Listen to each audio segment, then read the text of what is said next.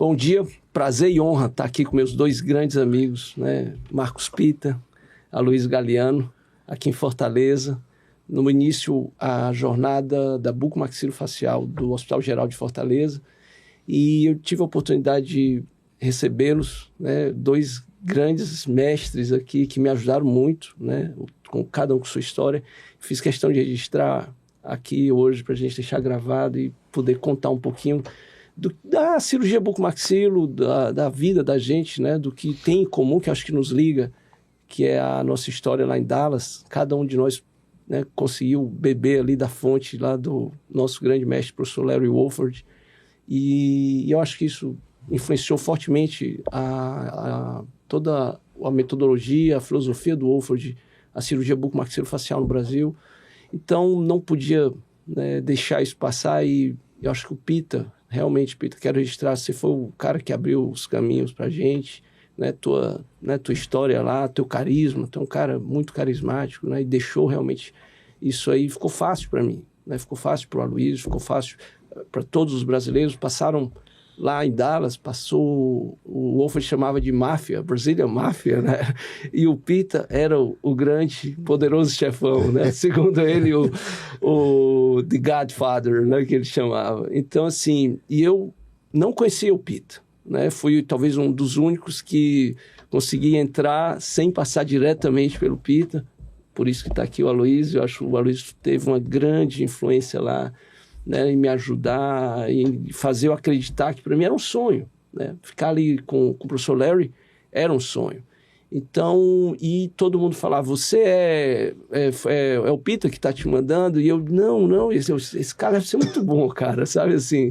E realmente, quando eu conheci o Marcos Pita, só, né, aumentou ainda mais a minha admiração por você. Estou registrando aqui, Pita, então, mas eu acho que para o Aloysio ficou bem mais fácil para mim, ficou mais fácil. Enfim, se eu nomear aqui, você foi o grande pioneiro.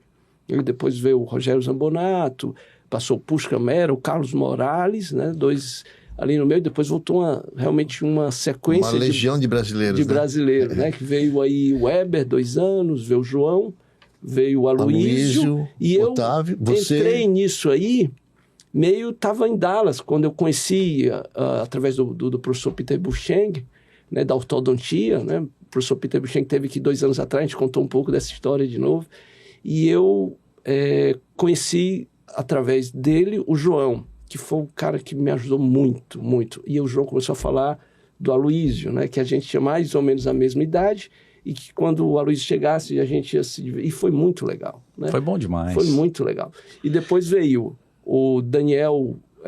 Cassano, não, veio o Otávio, Daniel Barros, Daniel Cassano e o Daniel Barros. Daniel Rodrigues, que foi o último, né? E depois, acho que foi houve a mudança lá da presidência e cortaram os vistos, né? Aí Barack Obama entrou, Barack Obama, quando ele entrou. E você vê que é interessante porque na época, quando eu fui para lá em 96, a primeira vez que eu fui para lá, eu também não imaginava que existia isso, né? Porque eu queria aprender cirurgia ortognática, né? Eu queria aprender. E no Brasil, ninguém queria ensinar. As poucas pessoas que sabiam não queriam ensinar. E isso era o grande problema. E eu acho que o maior significado de tudo isso, né, não foi... Eu não tenho pretensão nenhuma de ser nada. A única coisa que foi importante é a gente precisava que o Brasil tivesse, em toda a sua extensão, porque é um país gigante, um ótimo nível de cirurgia ortognática. Senão, a gente estava naquela fase onde a cirurgia ortognática ela era disputada pela medicina. Né? E a odontologia precisava... No mundo inteiro era a odontologia que fazia. E aqui no Brasil a gente precisava fincar a nossa bandeira. Né? E a melhor maneira de você fincar a bandeira, e a gente sabe hoje em dia que tem várias frentes, a cirurgia ortognática está numa nova, a cirurgia bucomaxilofacial está numa nova fase de expansão, né? Sim. E a gente assumir procedimentos áreas estéticas, né? Essas coisas. A melhor maneira é você formar bem as pessoas. Porque daí, com qualidade, ninguém te contesta. E fortalece a classe, né? Claro. Então, antes de qualquer coisa, eu queria fortalecer a especialidade. Muita gente falou assim, por que você não ficou nos Estados Unidos? Sim. Porque eu acho que era mais importante aqui. Fazer a coisa bem feita, formar gente. Nossa, em 38 anos de cirurgia ortognática e quase 30 anos depois que eu voltei lá do Wolford, eu já formei muita gente. Sim. Né? E isso é muito bom para a especialidade. A gente não pode pensar só em si mesmo, né? Sem dúvida. E você vê que todas as pessoas que passaram, né, com o Pita nessa formação, nessa introdução da cirurgia ortognática, você vê que todo mundo está bem, né? Todo mundo tem o seu nicho, todo mundo trabalha direitinho, então o Pita realmente ele abriu fronteiras aí para a qualidade da nossa especialidade. E o que aconteceu comigo, né, de eu poder... O Wolford mudou minha vida. Sim, todos. Mudou a vida dos meus pacientes, né? Não é importante isso que aconteceu na sua vida, dos seus pacientes na sua? Sim, da O Aloysio família. foi meu aluno na faculdade. O Aloysio foi meu aluno na faculdade. Mas eu poderia ter formado... Como eu formei gente muito boa, por exemplo, o Roberto Pitelli. O Roberto Pitelli não foi para lá. Mas é um opera demais. Brilhante cirurgião. Hoje em dia ninguém mais precisa ir para fora. Porque tem você, tem eu, tem o Beto, tem muita gente boa. O João, tem o Daniel Cassano, tem muito pessoal de Salvador, né? Vanessa, o Lucas, o Daniel. Tem muita gente boa no Brasil inteiro. Então, hoje o cirurgião mais jovem, ele pode aprender aqui mesmo na nossa terra. Né? Que esse era o grande objetivo que eu tinha. A gente ser um polo formador. Naquela época, não. E o Wolford foi fantástico, né? Porque ele abriu as portas e ele é uma pessoa, assim, incrível. A gente não aprende só cirurgia com ele, né? Eu aprendi muita cirurgia com ele. Muito. Mas eu aprendi como ser um ser humano melhor com ele. Sim, né? sim. Como ouvir o paciente, como ter empatia pelo paciente, como cuidar, como ser... Ele era gentil com todo mundo. Sim. Né? Sempre foi gentil com todo mundo. Então é uma pessoa, assim, incrível. Incrível. Teve uma situação minha, quando eu voltei logo, uma cirurgia, uma quilose de ATM, uma cirurgia grande, e um residente chegou para mim e disse, professor, como é que o senhor faz isso sozinho? Porque eu estava com um residente só, eu disse, cara, eu não estou sozinho. Eu imagino que o Wolford está aqui do meu lado, na estratégia mental, porque eu disse, cara, como é que eu estava no hospital relativamente assim, pequeno, uma cirurgia grande, e isso várias vezes, assim, como é que o Wolford agiria nisso aqui? Até para conduta pessoal também. O Wolford também acho que era muito de evitar conversa, evitar falar dos outros, evitar de fazer o trabalho que precisa ser feito e resolver, né? Então, várias vezes eu uso a conduta humana dele também para o meu dia a dia. Né? E para mim foi muito fácil também. Eu acho que para você foi mais difícil porque você estava sozinho aqui. Né? Eu não. Eu tinha ele, né? Tinha o Otávio. Então, pra gente foi muito bom. Quando ele voltou em 2004, putz... mas esse mérito de iniciar uma equipe é todo seu, Sim. né? Você voltou que nem ele, sozinho. Mas eu queria ter uma equipe. Eu sempre falei, eu preciso formar minha equipe. Sim. Então, a prioridade é agora dar formação pra minha equipe. Pra eu poder... pra gente fazer a nossa vida melhor, né?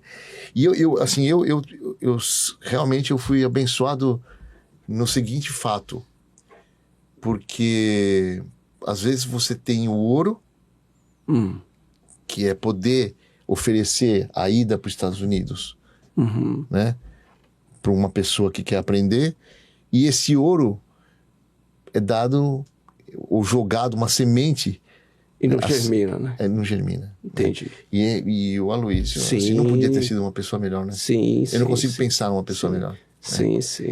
É tão fácil, né? Eu vou... E é gozado, né? Se você pegar todos os fellows, como tem o mesmo...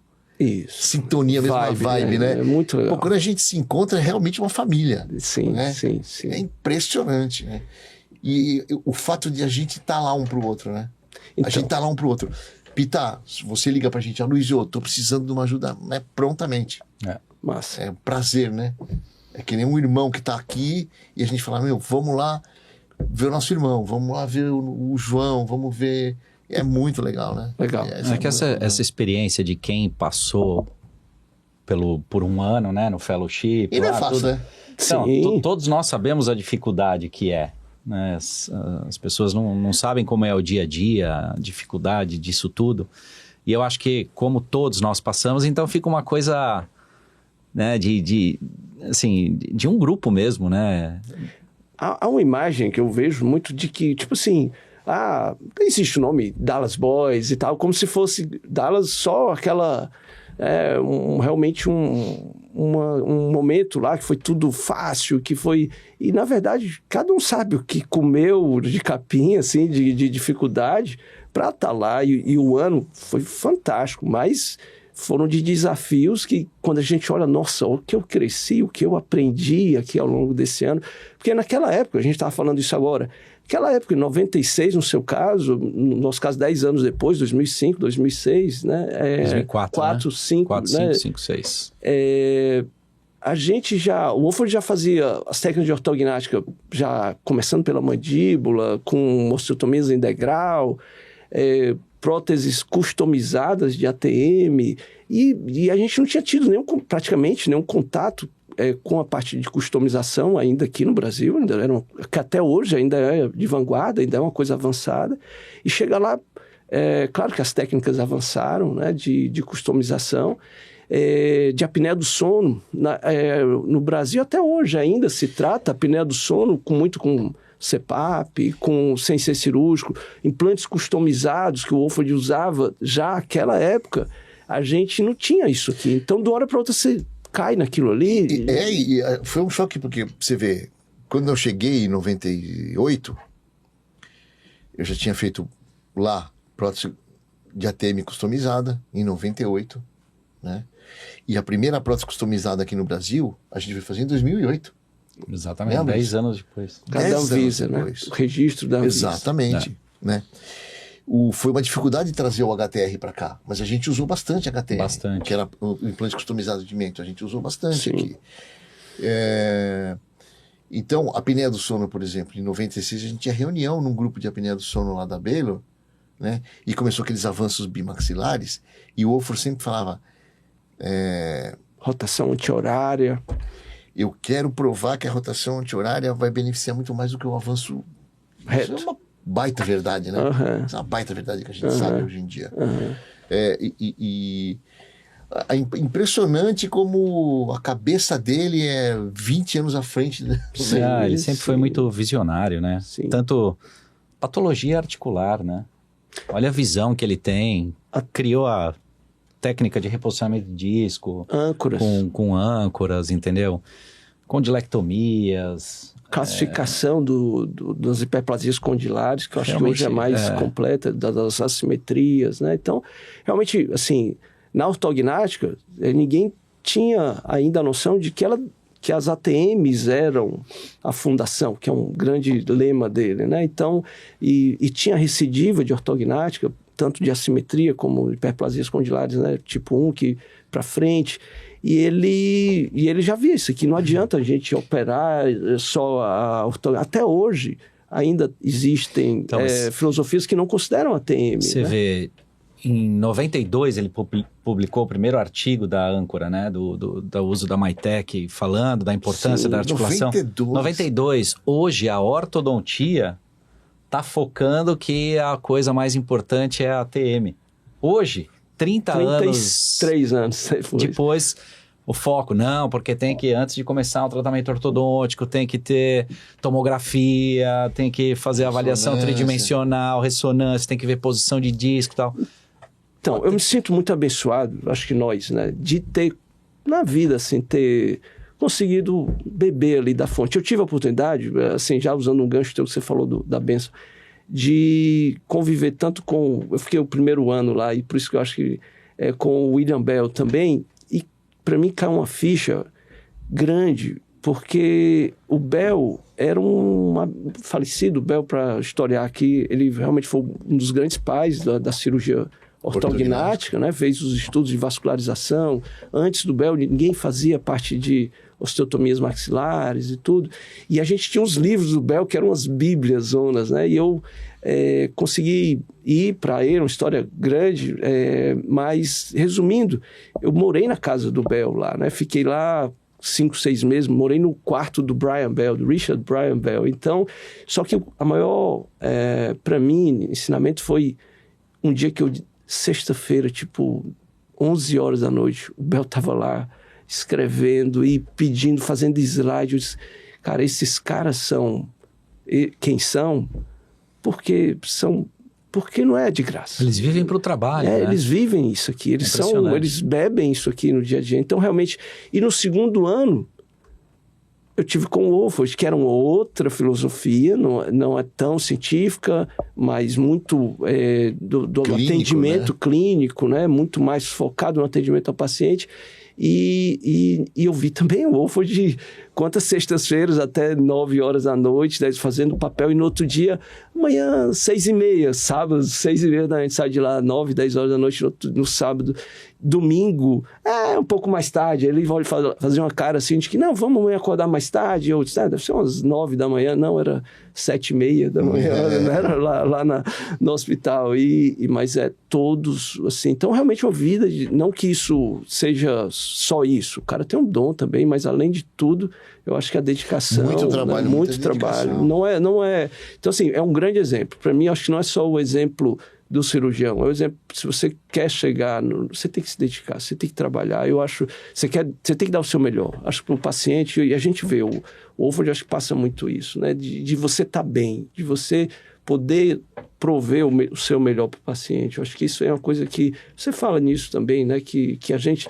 Às vezes a gente não fica satisfeito, né? E a gente vai melhorando com o tempo que a gente chegou. Está fazendo 20 anos que eu estava no Fellow, a Luiz 21 anos, você 27 anos, 20... E a gente ainda continua, graças a Deus, a cirurgia bucomaxilo todo dia, todo ano, todo congresso, tem uma novidade, tem uma coisinha para nos deixar, não tirar da área de realmente acomodação. A gente vai lapidando aquilo, né? A base nossa, e isso eu sempre falo, a nossa base é o Wolford. Hoje, talvez a gente faça algumas coisas diferentes, o que é natural, né? E isso foi uma coisa que ele me falou. Ele falou, quando eu quero ver as coisas que você vai incorporar na cirurgia quando você voltar. E eu acho que você vai incorporar coisas boas, porque a gente sempre tem ideias, né? A gente vai falando. E você sabe que eu fico muito orgulhoso de muitas coisas que ele faz vieram da gente, né? Sim, também. Sem dúvida. Teve um outro lado, né? Por exemplo, aquela técnica da dupla ancoragem, que um dia a gente conversou e falou, pô, e se a gente colocasse 2 âncoras? O que você acha? Ele, uma boa ideia. Aquele café que a gente tomando, falou, por que a gente não usa uma plaquinha em Z em vez de L? Não é mais fácil? Ele, você tem razão, é verdade. E assim, a gente vai conversando e falando muitas coisas, né, que você pode ter introduzido para ele, o João, Sim. Né, muitas coisas que a gente foi falando e ele também nos ouvia, né, isso era legal. Isso foi muito legal, né. E ele sempre gostou dessa parte de inovar, né?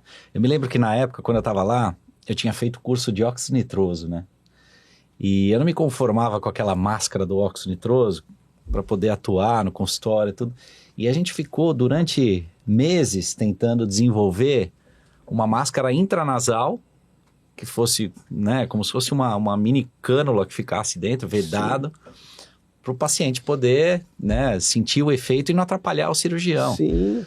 E fizemos lá, a gente tentou patentear tudo, mas a coisa não foi para frente. Mas ele se empenhava nisso, ele falava, não é possível, a gente vai conseguir criar, vamos conseguir. Então, assim, são coisas que você vai abrindo um leque, né? Tem uma história engraçada, porque quando eu estava lá, estava na época do estudo da clamídia. Sim. Que a clamídia, que acharam a clamídia lá na TM, etc. Tal. Fala um pouquinho mais da clamídia, só para que fique claro. A clamídia é uma bactéria que ela fica em ambientes anaeróbicos, né?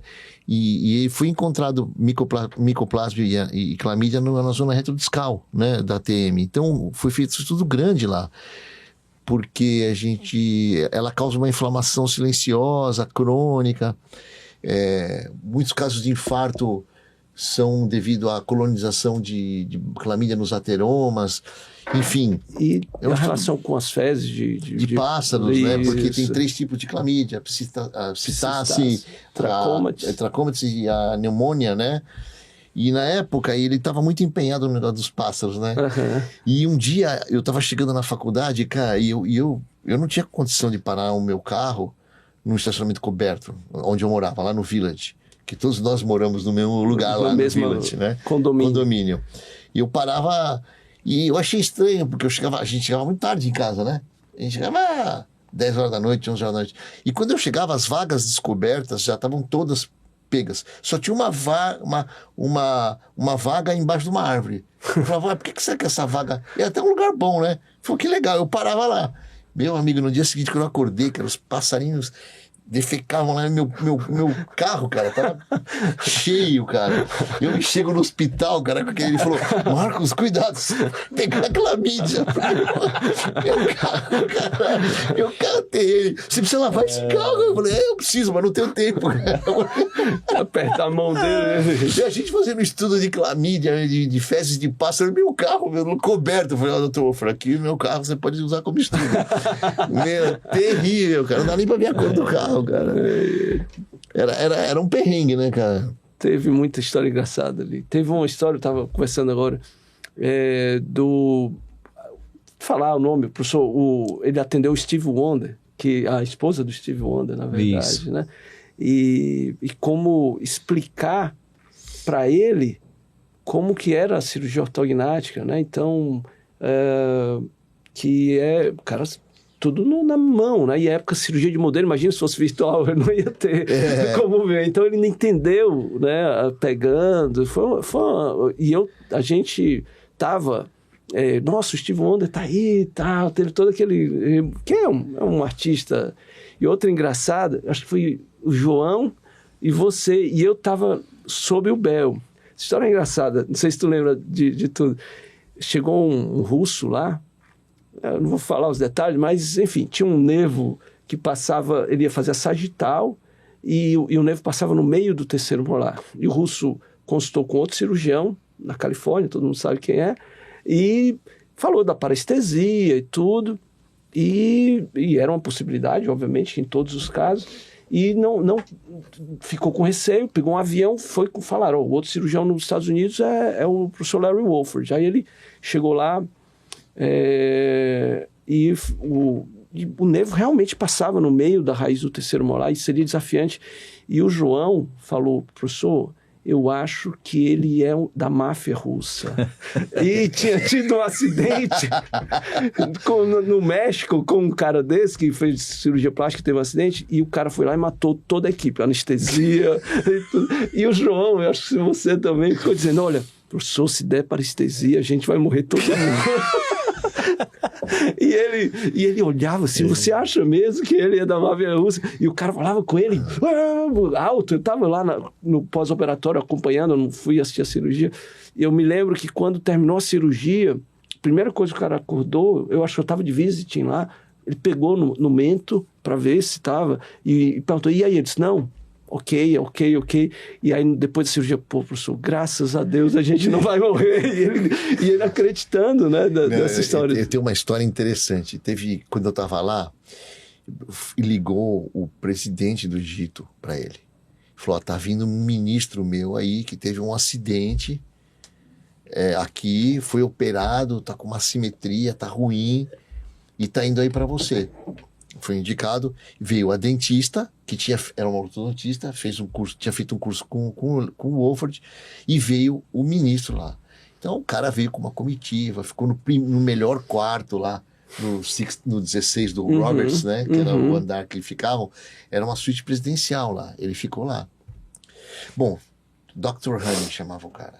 Aí, gente, todo mundo ali com ele, tal, todo mundo assim, aí operou, fez mandíbula, fez sagital de mandíbula, tal, tudo bem. Beleza. O paciente ficava 2 dias no hospital e ia embora. Aí eu cheguei e falei, olha, eu vou dar alta pra Sua Excelência, aí eu vou dar alta pro senhor, tal, não sei o que. Ele, não, mas eu não quero ter alta, eu quero ficar mais no hospital. E o cara ficava lá, trabalhando de escritório num hobby lá, tinha um escritório dentro do quarto, então ele ficava lá trabalhando com os assessores dele e tal. E eu falei, mas precisa ir embora tal. Aí eu liguei para ele e falei, doutor Wolff, o cara não quer ir embora, né? Aí ele falou, não, deixa eu conversar com ele. Aí eu cheguei no consultório, aí ele tava lá e ele falou, nós vamos ter que deixar ele mais uns dias, porque o presidente do Egito ligou e falou que é para deixar ele. Eu falei, então tá bom. O cara ficou 10 dias internado. E não queria ir embora, meu. A gente não conseguia entender por quê. Aí, no primeiro pós-operatório, e tinha uma enfermeira que ficava lá cuidando dele todo dia, tal. No primeiro pós-operatório, me entra o Dr. Honey de mão dada com a enfermeira. Eu fiquei olhando pra ela assim, né, meu? E ela olhando pra mim, eu olhando pra ela. Aí quando deu um tempo, eu falei, o que tá acontecendo? Ela falou, não, ele me pediu em casamento. Ele vai me levar pro Egito. Eu falei, você é louca, Camila, lá no Egito. Não, ele falou que vai me dar uma casa na beira do Nilo, que não sei o quê. O cara levou a enfermeira embora. Caraca. Por isso que ele não queria ir embora, porque ele começou a se engraçar com a enfermeira e não queria ter alta. Tem muita história, né? Tem muita história lá. Muita história boa. Mas era muito gostoso, cara. Mas assim, a gente... Porque na nossa época não tinha a modernidade. Eu acho que na de vocês, eu não sei, mas na minha eu tinha que tirar raio-x, revelar o raio-x na primeira consulta. Eu tinha que tirar as fotos, revelar os slides, montar os slides. Cara, é um trabalho maluco. Tu pegou slide, a gente não pegou mais slides assim. Não, cara, eu tinha que montar slide, organizar e pôr todos os slides dele, imagina. E a gente fazia as imagens, tinha câmera escura, a gente pegou exatamente a transição. Eu peguei a transição, entre a câmera escura, a gente revelava, né? Eu fiz tudo, eu revelava a tomo da TM. E aí depois começou a ter uma impressora, então ele fazia a tomografia, a gente fazia os cortes e imprimia a teleradiografia. Mas não tinha Conibim ainda no consultório, né? Não tinha Conibim. Conibim, quem que pegou? Acho que o Conibim dele veio... Conibim deve ter vindo com o Otávio. Eu acho que com o Otávio. O Otávio já tinha Conibim, que era tomo. Mas eu era raio-x. A gente fazia tele, panorâmica e tomografia, planigrafia de ATM, direita e esquerda, boca aberta e boca fechada. Pô, então eram 2, 4, 6 raio-x que a gente tinha que tirar e depois revelar. Toda a primeira consulta, né? E pós-operatório, quando o paciente chegava, a gente tinha que fazer raio-x também. Tem outra história engraçada, que eu acho que foi bem na transição, quando o Aloísio passou o BIP, tinha a história do BIP. A gente ia no... Enfim, tinha um cerimonial, assim, que a gente chamava, né? E aí eu recebi o BIP e... Peraí, vocês tinham que ligar para ser... O meu BIP eu tinha que ligar para o hospital... A gente também. E o hospital passava a ligação pra gente. Isso, a gente ainda também. Tá. Recebia a mensagem, né? Isso. Aí você lia a mensagem de texto, o número, se ligava pro hospital e aí eles retornavam. Imaginável, né? Como hoje com o WhatsApp, como é que a turma de hoje, né? Que tinha um BIP que você tinha, que recebia... Como que, né? Hoje o pessoal que não sabe nem o que é isso, né? O que é um BIP. Eu acho que isso foi o parte, pager, né? Parte da história, igual você falar de fita cassete, igual falar de vinil, enfim. Mas eu recebi tipo, no terceiro dia, eu ainda estava super, né? Tanto excitado por receber, mas também preocupado, claro. Aí, eu não entendi o que você estava falando no telefone.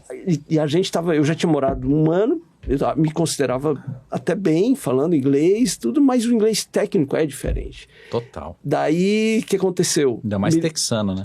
Exato, o accent, né? E aí ela me ligou, vou falar em inglês, my ears throbbing, e eu, cara, não tinha Google Translator, não tinha, e eu fui tentar, porque o TH, eles falam, né, com S, como se fosse, e eu não encontrava. E eu só disse, olha, já era 4h30 da manhã, vá ao hospital que eu tô lá às 5h30, 6 horas, eu chego lá em 1 hora, a gente vai ver. E aí, tomei banho e fui no caminho, liguei, professor, a fulana relatou, e eu tentando falar a mesma coisa. Aí ele, sorry, para eu repetir, throbbing. E aí eu esperei chegar um pouquinho mais cedo, para também não acordar o Aloísio. Aí, Aloísio, o que é throbbing?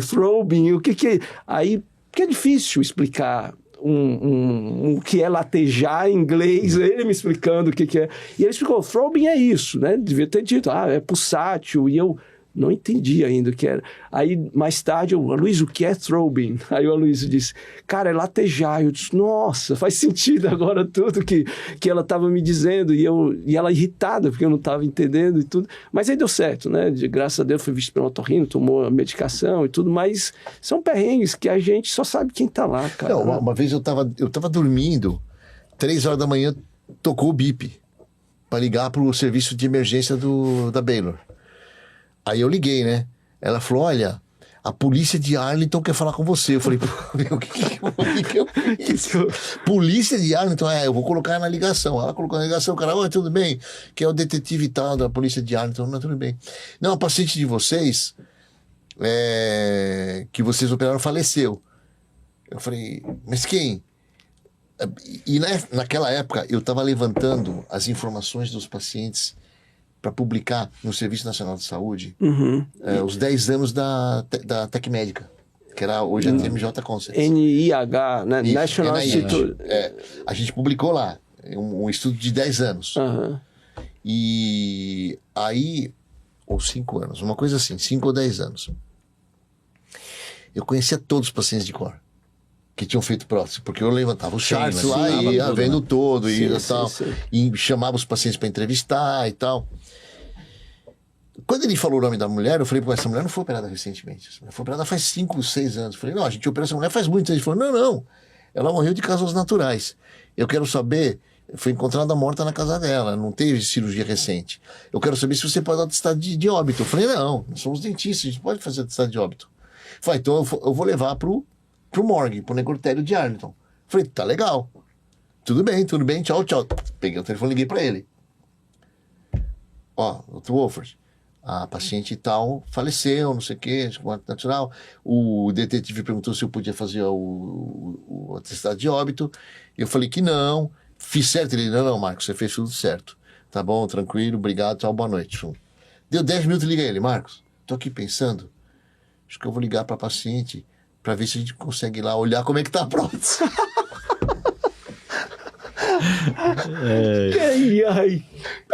Ele falou, tô passando aí, eles autorizaram. Vamos lá pra ver como é que tava a prótese 10 anos depois. Caramba. Ele fazia 10 anos que ela tinha sido operada. Caramba. Então, ele era uma figura, né, cara? Ele tinha umas coisas assim... Uma vez ele chegou assim e falou pra mim, nós vamos numa reunião aí com um indiano que vai fazer os estudos de DNA, das clamídias. Sim. Ele pegava o PCR, né? Isso, o PCR, isso. Pegava o retrodiscal e fazia o PCR. Retrodiscal, só para explicar, né? Era um estudo para definir, a gente não sabia. Ele dizia que eram os piores pacientes dele, eram os infectados pela clamídia. E ele tinha essa convicção, até ele disse que um dos pacientes que deu positivo, faleceram os periquitos dela e ele fez o exame de PCR nesses pássaros e deu clamídia positiva. Existe a psistacicose, né? Que seria a doença, né? E aí ele realmente estava fundo nisso. Ele não conseguiu... Ele teve quase 2.000 specimens de retrodiscal para poder fazer esse... E aí acabou achando micoplasma também, né? Aí a gente publicou... junto com... Eu publiquei acho que 1 ou 2 artigos disso aí. Desses estudos com Charles Henry, aquele cara que era lá perto de Nova York, um dos primeiros fellow dele. E aí a gente foi nessa reunião com o indiano que era o chefe do laboratório lá. Cara, o cara falava, eu não entendi uma palavra que o cara falava. O inglês do cara era terrível, assim, eu não entendi uma palavra. E o Wolf rindo e não sei o que, tal, beleza. Eu falei, como é que ele consegue entender esse inglês, né, meu? Beleza, saímos e tal. Eu falei, nossa, o Wolf, não entendi uma palavra do que ele falou. Perdi a reunião inteira. Ele falou, eu também não. Como é que você tava pra responder? Ele falou, não, eu fingi, ele ria, ele falava, nós vamos ter que fazer outra reunião, porque eu não entendi nada. Não entendemos nada, cara. Terrível. Ficamos 1h30 tem uma história... Bom, vamos começar a puxar a história engraçada agora, já nessa de... Eu vou contar depois uma desse aqui, ó. Não, então, acho que é essa que eu vou contar agora, que você falou do inglês e a gente, né, quando chega lá, por mais que você fale inglês, é o que você falou, o técnico mesmo, dentro de hospital e tal. Mas esse dia foi engraçado que a gente ia sair para jantar. O Pita e o João foram me visitar quando eu tava fazendo fellow. A gente foi passar uma semana com ele lá. Passar uma semana. E aí o Wolford marcou um jantar pra gente poder sair todos juntos, né? E aí na hora de ir embora do consultório, o Wolford chegou pra mim, tinha um restaurante que ele amava, que se chamava Café Pacific. Eu me lembro. Café Pacific. E lá Que a era gente só podia chique, ir de gravata. Só podia de gravata, chique e tudo mais, né? Então, tava combinado que ia ser no Café Pacific, né? E aí, na hora de ir embora do consultório, o Wolford chegou pra mim e tava falando, ok, so see you later at my house. Aí eu falei, oh, at your house? Ele, yes. Eu falei, oh, ok. Aí eu falei, putz, acho que vai ser na casa dele, então. Acho que ele mudou, né? Aí cheguei pro Pita, pro João, falei, seguinte, mudou, não vai ser mais no Café Pacífico, vai ser na casa dele o jantar. Ah, pô, então tá bom. Ah, então eu vou de camisa só. E aí foi engraçado que o João... Meu, o João foi com uma camisa aberta. O João vai com a camisa assim aberta. Espelão, a gente assim. fala espelão branco. Ô, João, desculpa aí, João. Eu fui com tênis, meu, sabe, camiseta polo. Todo mundo à vontade. À vontade, assim. Aí chegamos lá na casa do Wolford, né? Batemos na porta. Nós porta. 3 chegamos lá na casa do Wolford e tal. Os 3 na porta, assim, em pé, esperando. De repente a gente bate, assim... Aí a gente olha pela janela, começa a descer a Denise, a esposa do De Wolford. fraque. Não, de longo. Cheio de joia. Aí vem ele de terno, gravata. Aí eles assim, ô Aloysio, que eles estão vestidos assim? Eu falei, ué, não sei. Meu, a minha acho que eles vontade era vão matar receber o a gente. Aloysio, encheu eles de porrada. Aí na hora que ele abriu a porta, cumprimentou a gente, então vamos. Aí a gente, vamos pra onde? Lá pro Café Pacífico. Meu, na hora que eu entrei no carro, porque daí a gente tava de carro, né? Entramos nós 3 no carro. Esses dois começaram a me dar uns porrada, meu. Coque na cabeça, assim. Você é louco, não sei o que lá. Mas onde você aprendeu inglês? Você não entende as coisas que o cara fala, meu. Entendi. Ele falou, Meu, a gente se encontra em casa. A gente entrou no Café Pacific, só nós daquele jeito. Eu, o João e esse cara. E o Bom falou, não tem problema. O dono lá é meu amigo. Meu, que vergonha. Todo mundo ali passando vergonha cara. ali. São histórias do... Calça curta, literalmente, né? A costume, né? A cultura desde passar... A gente talvez não tenha esse costume de... passa lá em casa, só se for fazer um esquenta, mas já depois da adulto, você vai se encontrar no restaurante, tá? Para ele talvez seja, né? Uma cultural, enfim. Mas tem muito essa... A gente Nossa, no começo também eu me lembro, quando você falava com aquelas enfermeiras no telefone, né? Bem no comecinho, quando o João passou para mim o pager, e aí eu tinha que retornar a ligação, eu não entendia nada. Aí elas falavam, aqui é do hospital, e lá começava a falar rápido, eu falava... Aí eu, assim, entendia, mas tinha umas palavras que eu falava... Aí eu chegava e falava assim, faz um favor, você pode soletrar para mim essa palavra? Spell it? Eu falava, could you spell it? Aí a pessoa pegava, não entendia, né? Falava, como assim, né? Soletrar. Aí ela soletrava. Aí eu falava, me dá uns 5 minutos que eu já te retorno. Pegava lá o dicionário, via lá o que era a palavra, falava, nossa senhora, é isso. Aí pegava, ligava de volta, falava, então, faz isso. Uma das grandes dificuldades que eu tive foi você tinha que ditar. Nossa senhora. Toda a cirurgia que você fazia. Dictation. Então eu ditava. Então eu escrevia primeiro, aí eu lia o que eu escrevi. Tanto é que quando o Rogério chegou, eu tinha todas tudo as pronto, cirurgias já prontas e dei pra ele. Massa. Né? Eu falei, Rogério, lê isso aí que tá tudo certo. Só que, por causa do meu sotaque também, as mulheres não... Entendiam às vezes, As né? mulheres que transcreviam não entendiam. E aí ficava faltando umas palavras, era complicado. Typist. Aí a gente tinha que ir lá e preencher as palavras que estavam faltando. E aí um dia o Wolford falou, Marcos, eu preciso te falar um negócio.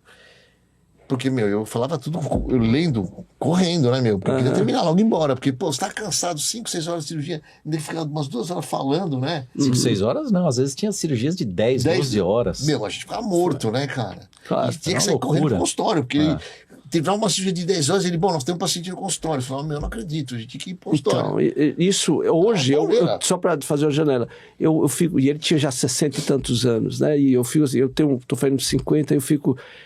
mesmo a gente dando o nosso melhor, quando termina a cirurgia, eu não marco, cara, o consultório para eu ver paciente ainda. A gente também não, a gente tem dia cirúrgico. Tem o dia de cirurgia, e lá ele começava uma consulta normal, como se não tivesse feito. Ele ia e fazia consulta, fazia cirurgia de modelos, e no outro dia a gente começava tudo de novo, e ia, né, naqueles... Mês de julho era uma loucura, lembra? Mês de julho lá tinha 20 era uma loucura.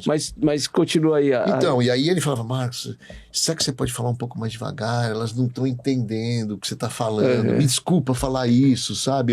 Né? Ele é muito educado, não, imagina, não, tranquilo. E era legal porque depois no meio, né, quando eu estava terminando, uma época eu estava arrumando os arquivos lá e, putz, eu estava com um monte de arquivo na mão e caiu o arquivo, né? E eu achei que eu estava sozinho no consultório, né? Eu comecei a falar um monte de motherfucker, eu comecei a falar um monte dele. Aí ele, Marcos, agora você tá falando inglês, tá xingando em inglês. Chega um momento que eu comecei a sonhar em inglês, né? Também começou, e é legal isso. E depois você volta, parece que algumas palavras eu acho que são melhores em inglês. Tipo, alguns palavrões até hoje eu ainda uso. Tipo, shit. É legal falar o shit, né? Assim, então, mas às vezes parece snob, mas não é. Às vezes eu acho que algumas coisas são legais. Eu tenho uma engraçada do inglês. Vou usar agora a licença aí, Lécio Pitombeira Pinto, né? Então, ele começou a me chamar de Dr. Pinto, né? Galeano e Dr. Pita, né? O João era Goncalves, né? E aí, ele, Dr. Pinto. E eu, cara, como que eu vou explicar? Eu preferia... Aí eu disse, professor... porque pinto não é muito usado lá no Brasil. Ele, por quê? Eu disse, aqui, eu disse, o que quer dizer pinto aqui nos Estados Unidos? Aí ele falou, pinto era um carro, Pintus Car, que explodia bastante, que era um carro que tinha um problema de carburador na década de 70, 80, alguma coisa, e não sei se era da Ford, sabe, que deu muito problema de incêndio e tudo. Aí eu disse, no Brasil pinto é outra coisa.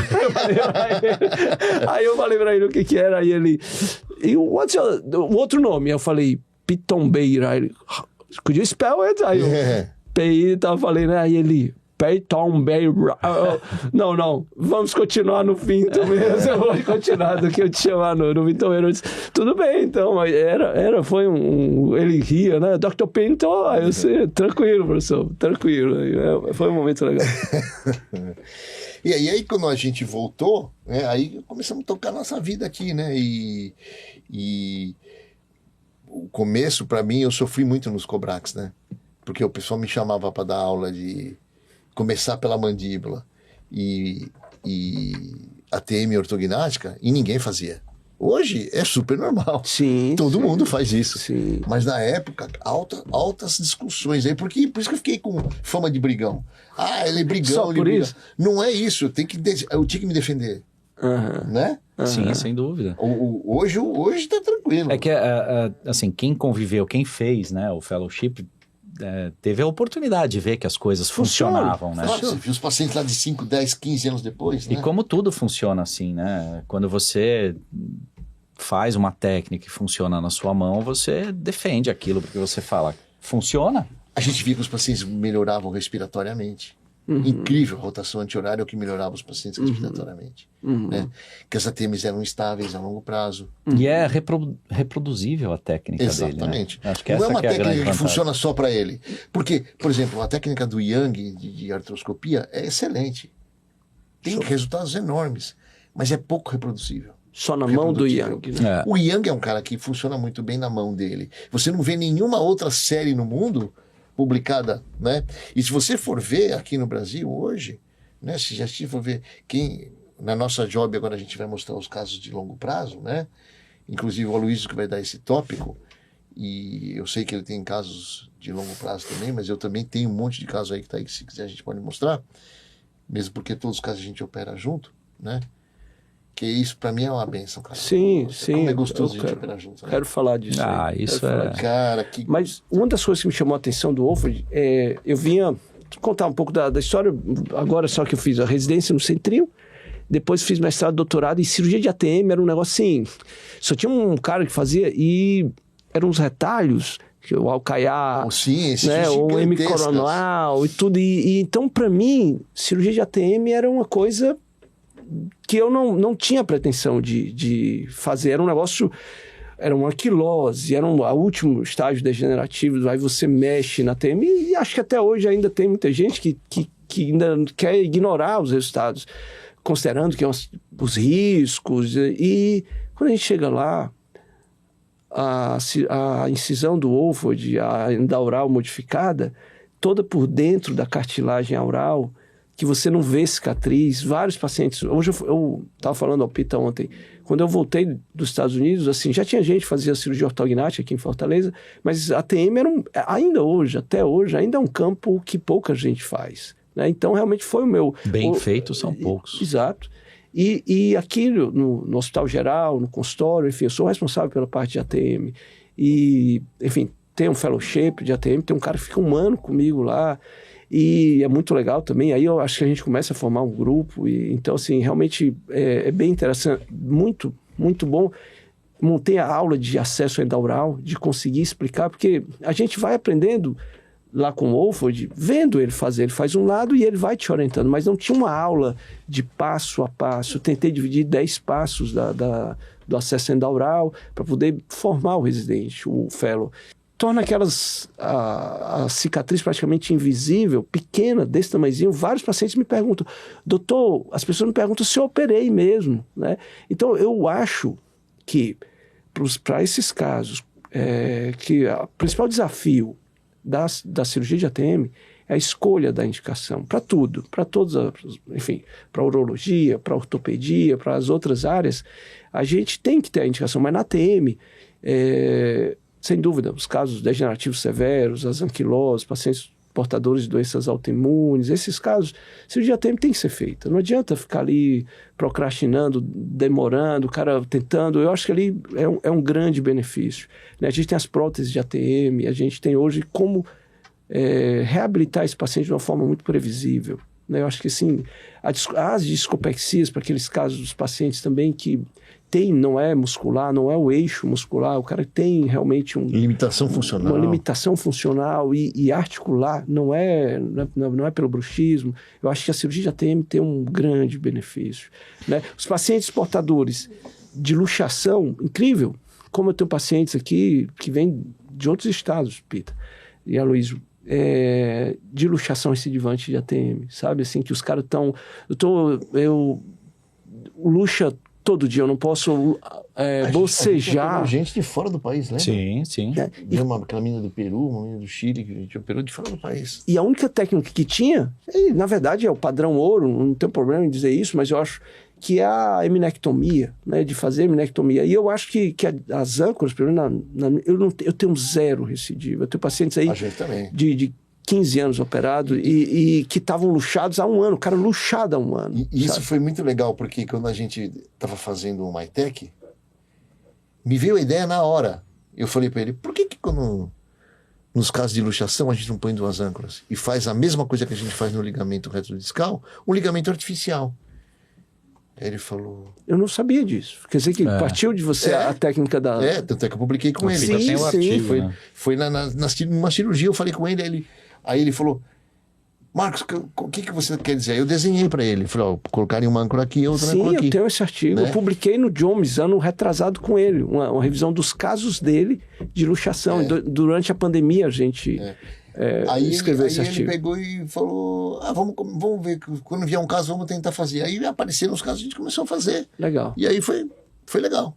Outro público, eu acho, de cirurgia tem os casos de assimetria, né, que já falamos aqui, mas os pacientes que têm ele fez a classificação da hiperplasia condilar, para mim, eu acho que é a mais lógica, a mais sensata das classificações ali de hiperplasia condilar tipo 1, tipo 2, A e B, enfim, 3, 4.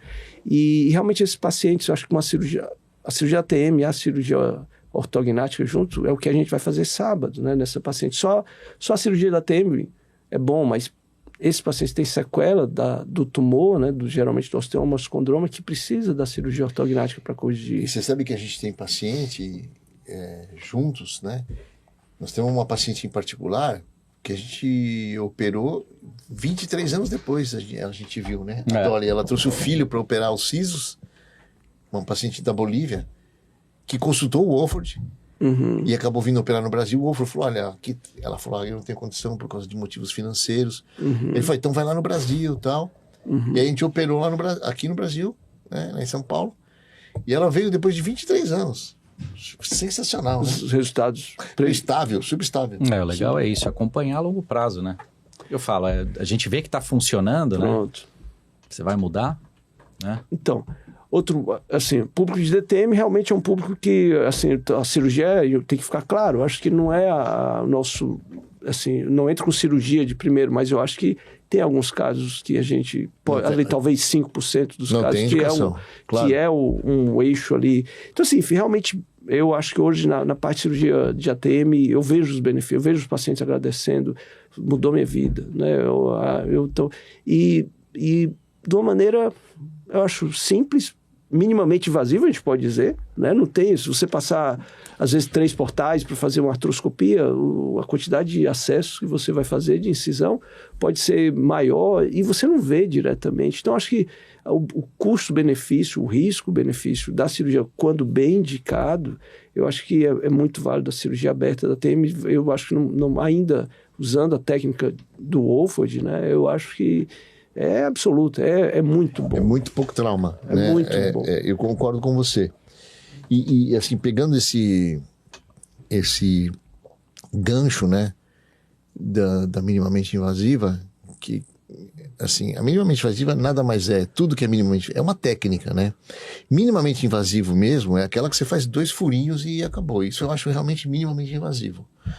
Cirurgia ortognática, ela nunca é totalmente minimamente invasiva. Sim. Você pode diminuir a incisão, mas você tem que descolar, você tem que fixar, você tem que cortar. E, enfim, é uma técnica. A técnica cirúrgica não é ela responsável pelo resultado. Ela é só um meio. Sim. Né? Sim. E se a gente for avaliar, não é o melhor meio, porque tem vários vieses, né, em termos de estabilidade, em termos de contato ósseo, enfim. Mas é uma técnica. Então, o que eu acho é que você precisa, em cirurgia ortognática, entender que o resultado está diretamente ligado ao planejamento. Sim. Em primeiro lugar. Né? Sim. O planejamento é o que vai ditar o seu resultado final. Como você executa, vai diminuir sequelas, vai diminuir ou vai melhorar a estabilidade. Então, uma cirurgia bem executada, tecnicamente, vai te garantir um resultado também adequado em termos de estabilidade, em termos de contato ósseo, enfim. E aí, o que eu vejo é que as pessoas mais jovens, hoje em dia, aí nessa fase do Instagram e tudo mais, o marketing é mais importante, né, Sim. do que qualquer outra coisa. Então, você falar, eu faço minimamente invasiva, é legal para o paciente. Porque o paciente fala, tá vendo, eu não vou inchar. E a gente sabe que o edema está ligado a inúmeros fatores, né? Então, o que eu acho é que a gente sempre, na nossa especialidade, assim, é a moda. Distração osteogênica foi uma moda. Lembram? Sim. Foi uma moda. Todo mundo só falava nisso nos congressos. Aí, depois... Ficou no lugar onde vai e volta. Aí vai agora, minimamente invasiva. Aí agora, o Alfaro lança o LIOS. Low Impact Orthognathic Surgery. Então, aí daqui a pouco vem outro nome aí para uma outra coisa. Né? Mas o importante que eu acho é... O resultado, para mim, é inegociável. Pronto. Bom resultado, para mim, é negociável. O meio que você vai utilizar... É óbvio que todo mundo quer que um paciente inche o menos possível, que o paciente se recupere o mais rápido possível. Sim. Né? E que ele passe por esse processo da cirurgia ortognática com a melhor experiência possível. Mas que isso não atrapalhe o resultado. Então, se eu não tenho experiência com essa técnica, é melhor que eu faça outra técnica e tenha um bom resultado, do que se eu quero fazer essa técnica, eu preciso treinar exaustivamente até que eu tenha previsibilidade. Eu entendo, Peter, que você falou aí, o resultado é inegociável. Então, assim, eu vejo, claro, a ânsia de ter o melhor pós-operatório, mas eventualmente eu já escutei assim, para mim é negociável você fazer por exemplo, um reposicionamento superior da maxila que está ali comprimindo o corneto e eu ver o colega não fazer a tuminectomia porque vai sangrar mais no pós-operatório. Eu concordo, é desconfortável, só que você vai deixar uma sequela para o paciente. Exato. Você vai deixar, Não, depois o otorrino faz. Eu não vou internar um paciente para fazer uma tuminectomia, mas não que eu queira fazer tuminectomia, mas ela está no meu caminho. Só para entender, né, assim, considerando o que está sendo filmado, quando aqueles pacientes de hiperplasia vertical, o Adulis vai falar disso amanhã, né, em que eu preciso reposicionar a maxila superior, ela acaba comprimindo, apertando, diminuindo o espaço aéreo da rinofaringe, né, todo o nariz. Então, assim, precisa ser feito. Infelizmente, vai sangrar um pouco mais, mas você tem um benefício daquilo em longo prazo, né? Então, assim, não vejo o paciente, às vezes, é chato. Eu fiz amidalectomia na minha... É horrível, não é legal, né? Não posso dizer que é legal. Para deglutir é chato, tudo. Mas não fazer a óvulo-palato-faringoplastia, né, a modificação que foi, o Wolford é um criador de técnica, né? Então você vê que ele criou para a área da apneia do sono, ele criou para a área da ATM da discopexia, onde é salvável, da prótese de ATM customizada, enfim, né, dos implantes customizados, ele foi, né, criador de vanguarda, né, disso aí. Mas na área da apneia do sono, eu tenho os parceiros que trabalham aqui comigo, então assim, um caso que precisa adenoide e tudo, eu não vou estar me metendo naquilo, tá entendendo? Eu chamo, tenho 2, 3 amigos, posso dizer, otorrinos, e o que é legal é que fica desconfortável sim, a deglutição, e eles não reclamam nada das osteotomias, das outras áreas, né? Eu disse, a senhora conversa com o doutor Luiz Ricardo, a senhora conversa com... Enfim, a gente chama, mas eu explico antes da cirurgia, né? E eles entram, fazem a parte deles, né? E eu acho que os resultados inegociável. Você fazer um avanço com rotação anti-horária de maxila e não mexer o paciente que tem... Não que sejam todos, mas aquele paciente que tem a hiperplasia do palato mole, a hiperplasia da úvula, você consegue sim melhorar, mas é como eu costumo explicar aos pacientes, como se fosse um cano, um cilindro que você está...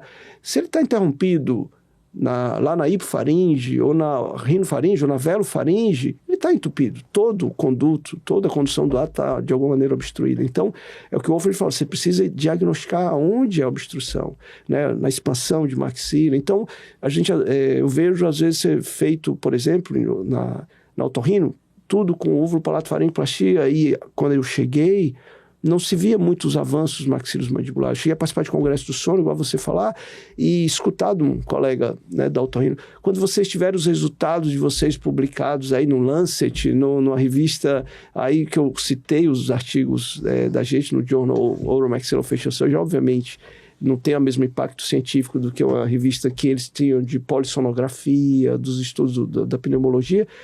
Vocês tragam aqui, mas essa é uma amostra de vocês de 30 pacientes, não é científica. Mas hoje, graças a Deus, eu recebo os casos dos otorrinos, dos pneumologistas. Lécio, aqui, ó, eu tenho uma máxima, assim, que eu tenho falado, assim, eu acho o CPAP fantástico, fantástico. Para aqueles pacientes que já têm alguma idade, realmente, o cara está com... Agora, anteontem, 70 e tantos anos, já tomando... várias medicações, porque tem uma apneia, já tem as sequelas da apneia, está tomando anticoagulante, Plavix, né, clopidogrel, está tomando várias outras medicações, teve um infarto recente. Eu acho que esse paciente realmente, infelizmente, passou a janela, né, the window of the opportunity, né, da cirurgia. Eu não vou operar. Né? Tinha um casal anteontem, em que um tinha 80 e poucos, e ela usava o aparelho intraoral, né, e estava com problema na ATM, e ele... fazendo uso do CPAP. E ele, eu quero operar. Eu disse, a gente não vai, o senhor vai ficar muito bem tratado com o CPAP, se ele se adaptou. Então, eu acho fantástico. Agora, eu vou falar uma palavra forte, condenar um jovem, eu acho que digo assim, um jovem hoje de 40 anos, de 50 anos, assim, a ficar preso a um CPAP, eu acho assim, uma brutalidade. Não oferecer, eu recebo os caras, doutor, não sabia que tinha cirurgia de avanço, mas eles sabiam da úvulo-palato-faringoplastia, mas alguns deles já operados, mas o problema dele é esquelético. E não conseguiram resolver. A polissono melhorou, mas melhorou de severo para moderado, tá entendendo? O cara ainda continua. E agora vem para eu avançar os maxilares e com risco de fazer uma insuficiência velofaríngea, porque ele já foi operado infelizmente, por 2 às vezes, úvulo-palato-faringoplastia. Então, eu acho que, assim, é fantástico. Os resultados que eu vejo hoje de mudança, e a esposa agradece muito. Doutor, estava sem dormir no quarto, né? Porque é o divórcio, né, noturno, como é chamado, o divórcio ali do ronco, e voltam a dormir no quarto. Enfim, o próprio... Falar que o parceiro nosso, tive agora com ele, o Rogério Zambonato, né? Ele fez o avanço maxilomandibular. E ele brinca que a esposa dele olha para ele e diz, será que ele está vivo? Porque ele está dormindo ali, né? Sem roncar, respirando bem, né? O que melhor. Então, cirurgião buco ter feito. Eu acho que é a melhor prova de que confiar realmente no avanço maxilomandibular. E você melhor. Fala desses pacientes... Quanto mais jovem, melhor, né? Sim. Exatamente, porque esses pacientes aí com 60, 70 anos... por mais que a gente faça um avanço, a musculatura já não responde bem, né? Então, é um paciente que, por mais que você faça um grande avanço, se ele tivesse lá seus 30, 40 anos, a eficiência da cirurgia seria muito maior, porque a musculatura é como um elástico, né? Sim. Você fica tracionando durante muito tempo, quando você solta, ele já não tem mais contração. Sim. Então, a mesma coisa acontece com a musculatura. Você vai pegar lá um paciente de 70, avançar... Essa musculatura não vai criar essa contração adequada, né? E aí não tem essa resposta efetiva na via aérea. Meu pai usava CPAP, e por isso eu posso... Meu pai roncava, ninguém conseguia dormir, viajava com ele, a gente ficava... Então, por isso que eu entrei muito nessa parte de apneia, para ver se eu conseguia ajudá-lo. Mas operar pai é difícil, assim, né? Então, eu fiquei tinha outras comorbidades, mas o que eu via... A gente viajou para aqui, uma praia muito boa em Fortaleza, Flecheiras, né? E era férias, ia passar lá, na verdade era um feriado. E ele esqueceu o CPAP, não levou. Nossa, eu ficava irritado, porque ele queria que voltasse, que é uns 200 quilômetros para Fortaleza, para buscar o CPAP dele. Então, eu acho assim, fantástico, mas você vê realmente, o que eu falo, o CPAP ele trata, concordo, mas de uma maneira de compensação. Ele tem uma resistência das vias aéreas, e ele aumenta, falando em um português bem simples, né? Ele aumenta a força, né? A pressão, né? Por isso que é Continuous Pressure Airway, né? Para que o paciente consiga respirar, né? Aquele ar. Então, tratamento mesmo seria a desobstrução, né? Que a gente conseguisse tirar onde que está. E para cada paciente, hoje, a gente... Tem exames hoje melhor. Antes era só a polissonografia, hoje tem a sonendoscopia. Eu acho importante esse exame. Que a gente vê aonde que está a obstrução e você é mais dinamicamente, objetivo. Né? Você vê. Esse que é o legal. Não é um exame estático de imagem, perfeito, é dinâmico. Então você vê a via aérea funcionando na hora ali. Só explica aí como que é a sonendoscopia, só para ficar... A sonendoscopia é um exame em que o otorrino, né, quem exerce o exame, e ele faz uma indução do sono muito próximo ao sono fisiológico. Anestesia o paciente, né? Anestesia. E aí, durante o sono desse paciente, ele entra com o nasofibroscópio, né, pela narina, e faz todo o circuito da via aérea. E ele consegue observar aí ele muda aonde que vê tá, se melhora, avança a mandíbula, vê se melhora. Então ele vai vendo aonde que tem esses colapsos, né? Se é mais na região retropalatal, retrolingual, se tem desabamento de língua, ou mais na região da epiglote. E ele projeta a mandíbula, né? Durante o ato do movimento, ele projeta a mandíbula, tem um aparelhinho que ele projeta por volta de 5, 6 milímetros, e ele vê qual foi a resposta em relação a esse colapso. Uhum. E aí, através disso, já dá um parâmetro interessante para a gente de que a cirurgia ortognática vai favorecer esse caso ou não. Perfeito, entendeu? Perfeito. Registro, o paciente entende onde que é, o paciente vê a úvula dele reverberando, roncando, onde que é a produção do som do ronco, né? A esposa vê, a gente diz, a gente vai tratar isso. Então, assim, eu acho que é um exame diferente de eu estar mostrando uma polissono, ali o resultado de uma polissonografia que mostra lá a quantidade. É interessante, mas não é tão...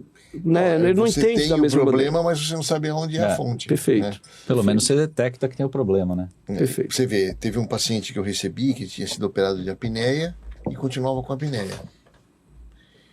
E o que aconteceu? Ele fez um avanço bimaxilar com uma rotação horária. E aí o que aconteceu? Ele abriu bastante a rinofaringe, mas fechou a retrolingual. Entendi. Pela rotação horária. A sonodoscopia foi muito boa porque eu pedi para o otorrino, o que eu queria fazer era o seguinte, eu queria rodar anti-horário, então eu iria recuar a maxila e avançar a base da língua. E eu queria saber se esse movimento não fecharia Entendi. a rinofaringe. Então ele falou, olha, tem muito espaço, você pode rodar, tem bastante espaço. E foi o movimento que eu fiz, então o paciente melhorou da apneia, por quê? Porque eu consegui, a área de colapso dele era na retrolingual. Entendi. Então é muito legal. Eu tenho uma história engraçada lá, e o Wolford, eu estava no Rio agora, 2, 3 meses, ele apresentou esse caso. Dallas era o headquarters, né, o quartel-general, como se fosse da American Airlines, né? Inclusive tinha o American Airlines Hall e tal, Sim. assim como em Atlanta era a Delta, né? Era em Atlanta. E aí a gente recebeu lá um paciente, não lembro o nome ainda, que ele era piloto, né? E um classe 2 e tal. E aí ele falando, assim, a gente como fellow acaba conversando com os bastidores ali, né? E eu perguntei, e aí, qual o problema? E ele dizendo, eu vou perder meu emprego se eu não fizesse cirurgia. Eu não queria fazer a cirurgia, o que eu não conhecia na época. Hoje, depois que você faz a polissono, e a companhia, obviamente, né, se o cara tinha já algum sinal de sonolência, de urna, e eles tinham teste em vigília. Não sei se vocês já viram o teste de vigília. Depois da polissono, passa ali 1 ou 2 horas para liberar a cortisona e tudo, e ele tem que ficar 2 horas a mais acordado, num ambiente, vamos dizer, refrigerado, com meia luz, música ambiente, covardia, sentado, e ele para ver, com os eletrodos instalados, para ver se ele cochila, né? Serve uma dose de uísque também, ó. aí é pra matar. E alguns eles botam tipo uma mola pro cara ficar apertando, porque se ele soltar a mola, teoricamente ele adormeceu. É mais um o tônus muscular dele relaxou, é mais um dos exames. E ele dizendo, olha, se a cirurgia não, eu vou perder meu emprego, né? E aí fizemos a cirurgia, fizemos tanta parte do avanço maxilomandibular com rotação anti-horária de plano oclusal e a úvulo-palato-faringoplastia modificada lá por ele, que nada mais é do que, eu acho que um refinozinho ali, com uma cirurgia muito rápida, né, assim, para fazer. Desconforto pela técnica do Wolford relativamente pequeno, assim, considerando uma úvulo-palato-faringoplastia realmente da otorrino, ele não faz... ele não tira todo o palato mole, toda a úvula, ele faz pequenos acessos laterais ali no pilar midaliano posterior e na úvula, e realmente você vê o resultado, além da tração da base óssea que é feita, né, o resultado ali em tecido mole.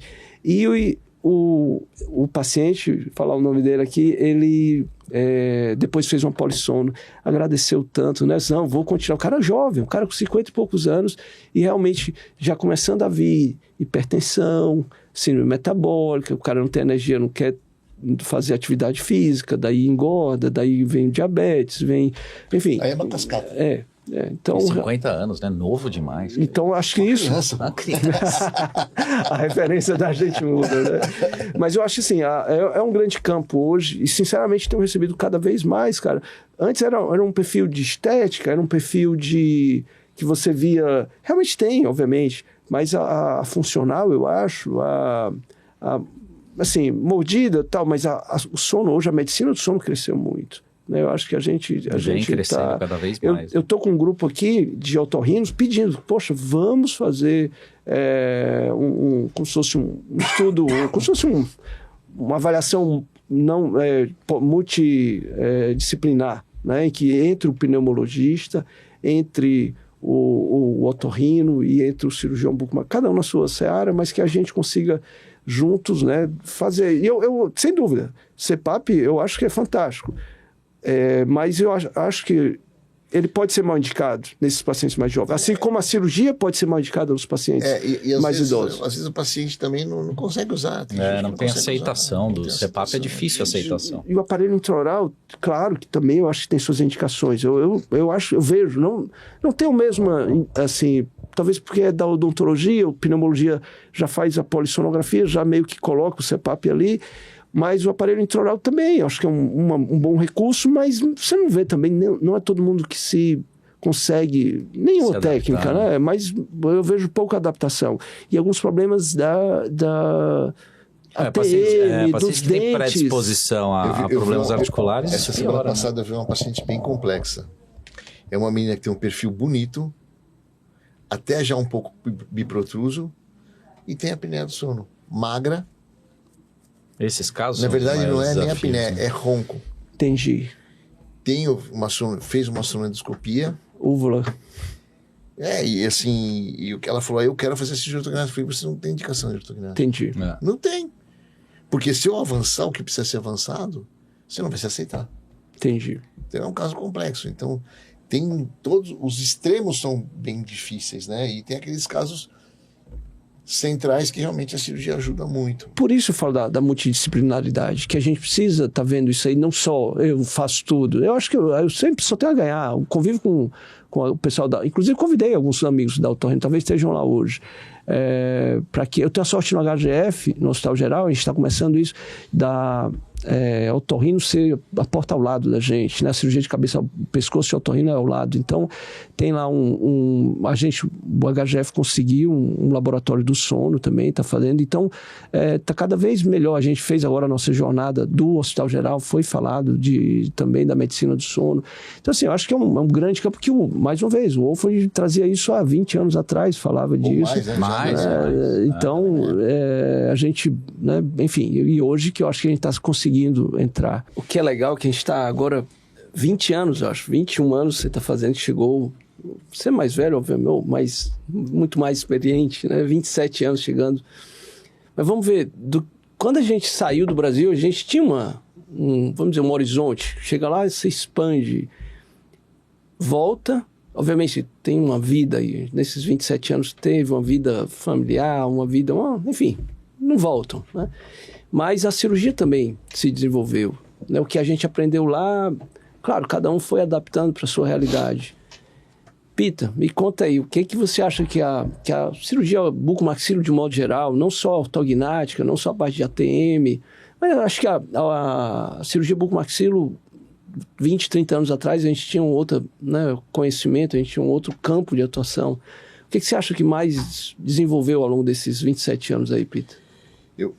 Assim, incrível, né? A mudança foi incrível. Eu tive que sair da minha zona de conforto algumas vezes, né? Primeiro, o planejamento virtual. O planejamento virtual foi muito importante, né? Para dar uma guinada de... Hoje em dia, primeiro ele mudou do planejamento do modelo para o virtual. Durante muito tempo a gente aceitou o virtual sem entender muito bem quais são as diferenças. Entendi. Hoje, a gente sabe exatamente aonde chegar com o planejamento virtual, né? A previsibilidade. Então, o que confiar no planejamento virtual e o que não confiar. Isso vai ser um tema muito interessante na nossa aula hoje, que nós vamos fazer hoje, né? Uhum. Hoje e amanhã. Então, isso é muito importante. Outra coisa, anestesia geral. Uma coisa que foi muito importante que eu vi lá nos Estados Unidos na época era a anestesia hipotensiva. E isso é uma coisa que eu acho muito importante. O anestesista, ele é parte da sua equipe. Sim. Eu não consigo acreditar num bom resultado de cirurgia ortognática se não tiver um anestesista parceiro que trabalhe com você. Sim. O nosso anestesista, né? Os nossos anestesistas, o Dr. Jerônimo, o Dr. Eduardo, o Dr. Paulo Henrique, a doutora Carolina, Maria Carolina, Ana Carolina, eles são partes muito importantes do processo, porque ele precisa fazer hipotensão, ele precisa administrar o quanto de fluido ele dá para o paciente.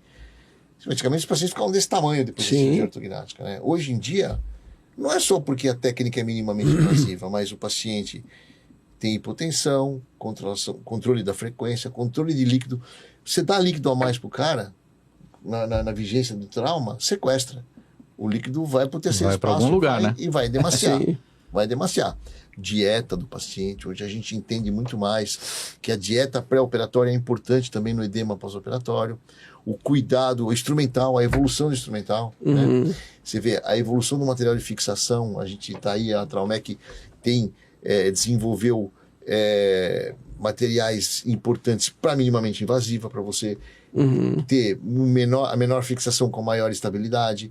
Nas técnicas convencionais, também materiais que fazem a fixação mais fácil, tudo por dentro da boca, com angulação dos furos, para você poder fazer a técnica mais previsível. Então, para cada técnica que você escolha hoje em dia, você tem um instrumental muito mais favorável do que a gente tinha naquela época. Sim. Né?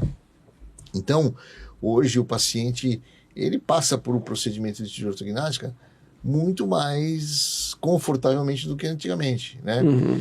E hoje a gente consegue resultados melhores também com técnicas coadjuvantes.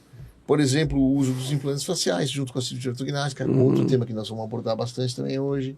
Né? A gente vai operar, né? Na verdade, vai operar também um caso, paciente, né? Tanto Acho de que ortognática esse é um assunto que trouxe grande modernidade, né, para a ortognática, a associação das cirurgias estéticas da face. Né? Hoje eu acho que isso é um assunto que está muito em alta, né? Associação das próteses faciais, cervicoplastia, rinoplastia. São resultados permanentes, né? Não é aquele resultado só da harmonização, sem querer falar, que eu acho que tem seu espaço, mas são temporários ali, 6 meses, 1 ano, você, né? E realmente os implantes faciais permanentes, você consegue um preenchimento. E a gente chegou a operar as osteotomias de Keller, para quadrangular de Keller, para ver se ganhava terço médio, se ganhava zigoma, trazendo osso. E hoje não, você continua a tua osteotomia tradicional, osteotomia, vamos chamar, conservadora, né? Um corte conservador, e aquele preenchimento do terço médio através dos preenchedores. Né? São duas situações, principalmente o ângulo da mandíbula. Sim. O ângulo da mandíbula é um ângulo, não se trata com cirurgia ortognática. Né? Sim. Então, você precisa, para você tratar o ângulo da mandíbula, o uso de técnicas coadjuvantes, como, por exemplo, o implante facial. E só para um dedo, já está aberto ali, já está no nosso campo o ângulo da mandíbula. Então, você faz uma osteotomia, assim, a invasibilidade não aumenta em nada. Em colocar uma prótese. E ainda mais com o planejamento virtual, hoje em dia, a gente consegue planejar, customizar, né? O próximo passo, talvez, mais assim que a cirurgia vai evoluir, é para customização. Ainda existem alguns viés, né? Que a gente vai falar isso na aula, né? Por exemplo, o vertical da maxila é muito complicado você decidir no computador. Isso é eminentemente clínico. Então, quando você vai customizar a maxila, você pode errar mais no vertical. E eu vejo isso bastante nos pacientes. Eu recebo muito paciente para segunda opinião, pacientes já operados, e o grande erro que eu vejo é o vertical. Né? Outra coisa importante também é a customização na mandíbula. Né? As placas customizadas de mandíbula, elas precisam que o côndilo tenha a mesma comportamento no computador e ao vivo, e às vezes isso não é alcançável em todos os casos. Né? Então ainda é um viés da customização. Então isso, para mim, não é uma realidade ainda. Eu não me sinto confortável customizando todos os meus casos, mas é um caminho a ser seguido. Para isso eu acho que vai. Então, as tendências atuais são as cirurgias menos invasivas, né? As técnicas minimamente invasivas em todas as áreas, quer seja na ortognática, ATM, ou mesmo as cirurgias estéticas. E também a customização, né? Você poder trabalhar com um paciente específico. Isso acho que é importante, né, Luiz? O que você pensa nisso? Mas eu acho engraçado, assim, porque, logicamente, a gente fala de minimamente invasivo, né? Mas a gente tem também um contrassenso aí, porque como hoje a cirurgia ortognática busca associar outras técnicas, rinoplastia, cervicoplastia, próteses faciais, você está querendo ser minimamente invasivo, oferecendo muito mais procedimentos para o paciente, entendeu? Então, são essas questões que a gente tem que levar em consideração. Eu, por exemplo, penso sobre a técnica minimamente invasiva, eu não falo que é uma técnica, eu falo que é uma filosofia, né? Porque eu acho que a técnica em si, por si só, por exemplo, na mandíbula, a técnica da mandíbula, que preconizam de fazer uma osteotomia sagital lá atrás, eu não gosto da técnica. Eu não me sinto confortável em fazer uma técnica dessa. Não é que eu não me sinto confortável porque eu não consigo fazer. Não, eu fiz o curso, né, com o Swanen, fiz lá osteotomia em cadáver e tal. A grande questão que eu penso é, se você tem uma complicação, que isso pode ter em qualquer técnica, Sim. na técnica minimamente invasiva, você vai ter muito mais dificuldade de solucionar e trazer um resultado efetivo do que se você faz uma técnica mais convencional, que a osteotomia é mais para frente e tudo mais. Né? Pacientes de recuperação são mais complexos. Pacientes que você precisa fazer uma grandes cirurgia avanços, secundária. grandes anti-horárias, o contato ósseo é pior. Sim. O que eu tenho visto, eu tenho recebido alguns pacientes que uma placa só na região da língua externa, na língua externa da mandíbula, a placa tem flexão, abre a mordida. Sim. Então, tanto é que a espessura da placa da Traumec mudou, né? Para ser mais espessa, para poder diminuir essa flexão. Sim. Mas a musculatura, a gente não pode subestimar a musculatura. Né? De jeito nenhum. E você sabe que os pacientes hoje em dia, apesar de eles quererem passar mais confortavelmente pela cirurgia, cada vez mais eles são exigentes com o resultado estético. Né? Então, o que você falou é perfeito. Você precisa explicar para o teu paciente que aquilo que ele quer, ele precisa... Por exemplo, se você vai fazer um implante de zigoma, não dá para você fazer uma minimamente invasiva. Exato, você tem que descolar tudo para chegar lá. Sim. E fazer. Tem indicação, eu acho que ela vai ter, como foi falado, ela vai...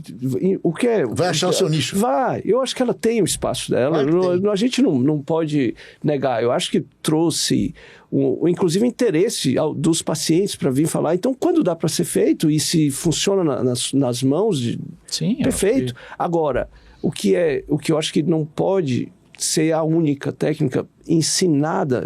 Eu sou do programa de residência, eu sou um preceptor de residência. E aí eu vejo alguns residentes se encantando, infelizmente. E aquela, ele tá indo para uma técnica que eu acho que precisa de uma curva de aprendizagem maior, ele precisa estar bem para ele poder aplicar. Eu acho que você, como o nome está dizendo, os acessos são menores e você não tem a mesma visão. Então é muito no tato. E já ensinar o residente ali só com ela, exclusivamente ela. Aí sim, eu acho que eles precisam passar pela técnica tradicional e nos casos que pode ter indicação, se ele escolher, depois que ele sair da residência, o residente, a vida dele, é da alçada dele, eu não tenho como meter. Mas ele precisa saber que tenha como resolver os problemas dele também. Eu acho que aí é que está o maior... Né, sabedoria da gente como preceptor. E a gente, assim, eu pelo menos percebo no consultório hoje, alguns pacientes que foram submetidos à técnica de minimamente invasiva, que para você solucionar, nem quem fez, que tem alta experiência, consegue solucionar. Sim. Eu sei exatamente o que você está falando. Então você tem que ir lá colocar a placa de reconstrução, defeitos ósseos e tudo mais. Então... Eu que ministro lá para eles e falo muito da interface óssea. Então, quanto maior a rotação anti-horária e o avanço, se você não tiver interface óssea, a carga, ao invés de ser load sharing, né, vai ser apenas na placa. Então, ao invés da gente estar compartilhando, tecnicamente falando, né, a força na interface, naquela zona, ela pode abrir e ficar apenas a carga na placa. E aí solta o parafuso. E aí esse é o... E aí vira esse é o pior problema. Caos. Esse é o pior problema aí tem que abrir por fora, talvez fazer uma prótese, vamos chamar assim, né? Uma placa de reconstrução. Porque quando vai tudo bem, ótimo. Excelente. Né? Mas basta um caso para tirar o seu sono. Então, assim, eu acho que é interessante, acho que a gente não pode negar. Acho que é mais uma técnica, mas não pode abrir mão dos resultados, como foi falado. E para grandes avanços, aí você, vamos dizer, customiza a sua osteotomia. Vai mais atrás, vai mais para frente. Enfim, eu acho que... Você sabe uma outra coisa que trouxe também uma mudança de paradigma na nossa cirurgia? É o Invisalign. Sim, né? Você vê, aqueles pacientes que antigamente a gente usava quando a gente falava de preparo ortodôntico, era fio retangular, 22 por não sei o que lá. Sim. E babá. Tem que bandar. O Invisalign cai tudo por terra. Não existe mais esses esses dogmas, né? Sim, sim. Então, a gente tem que trabalhar. E é difícil, porque no pós-operatório, a gente precisa trabalhar com elástico leve. Você imagina que os pacientes assimétricos, aqueles pacientes que têm uma grande impacção de maxila, grandes rotações, existe uma força muscular no dia seguinte, né? O paciente dorme de um jeito, acorda do outro completamente, Sim. E demora um tempo para se adaptar à própria percepção da musculatura. E às vezes o paciente, você usar elástico com mini implante, machuca, o cara não usa, você põe o resultado a perder às vezes. Uhum. Então, é importante os pacientes de Invisalign, você saber que logo imediatamente você não pode escanear o paciente para fazer o Invisalign, tem que deixar o paciente com a mordida cravadinha por um tempo, para depois você reescanear. Eu tive no começo uns casos que abriu a mordida atrás, por uso de Invisalign, né? Então a gente tem hoje uma filosofia que é: operamos com Invisalign? A gente opera toda semana. Sim. Né? Toda semana. Não tem mais como escolher. Atrás, né? Mas é isso, ó. Ou você, alguns casos, vamos montar aparelho para usar elástico, ou não vai usar, vai tipo incomodar. Um mês antes e no pós-operatório? 2 dias antes, monta nivelado, depois fica 30 dias de tira. Uhum. Mas assim, quando o cara vai ficar só com Invisalign, eu só deixo escanear 60 dias depois. Isso é mais ainda mais em segmentação.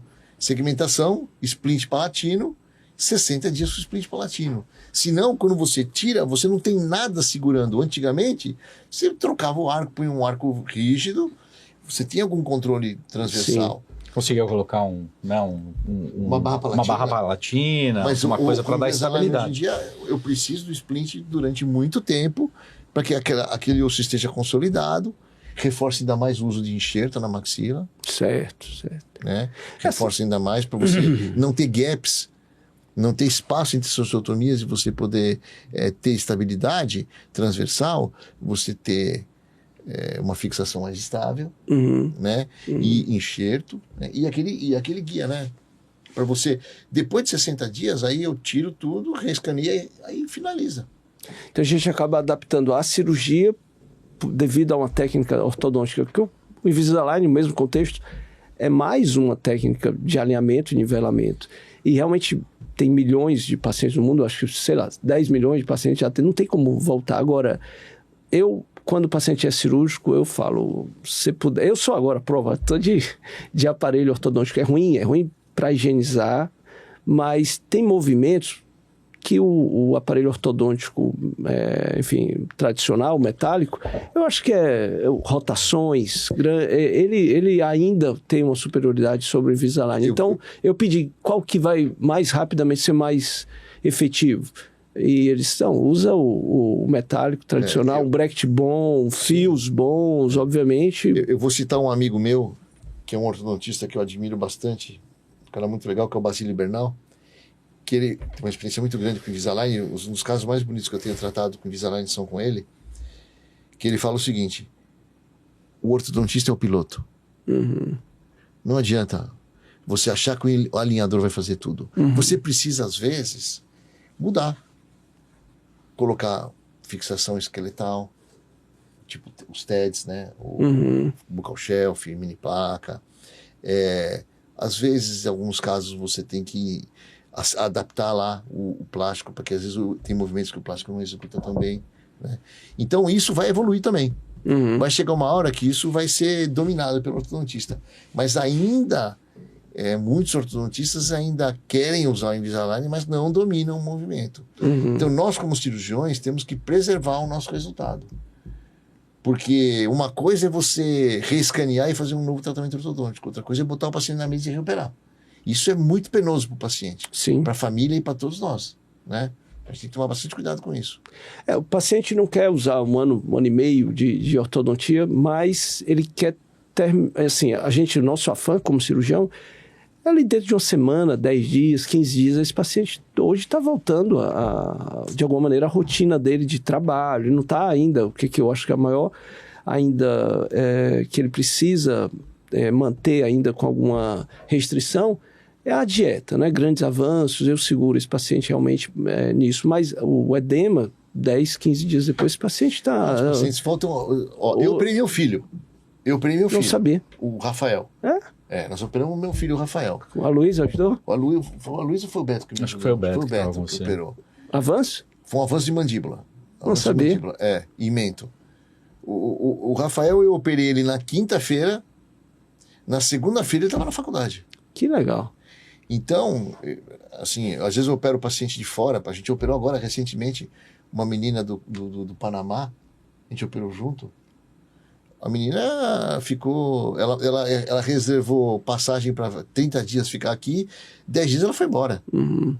Então, hoje em dia, os pacientes voltam às atividades muito mais rapidamente. Uhum. Você mesmo operou um paciente da Bolívia agora? Sim. A gente operou juntos? Sim. O paciente ficou muito bem, uma cirurgia grande. Grande. Cirurgia grande.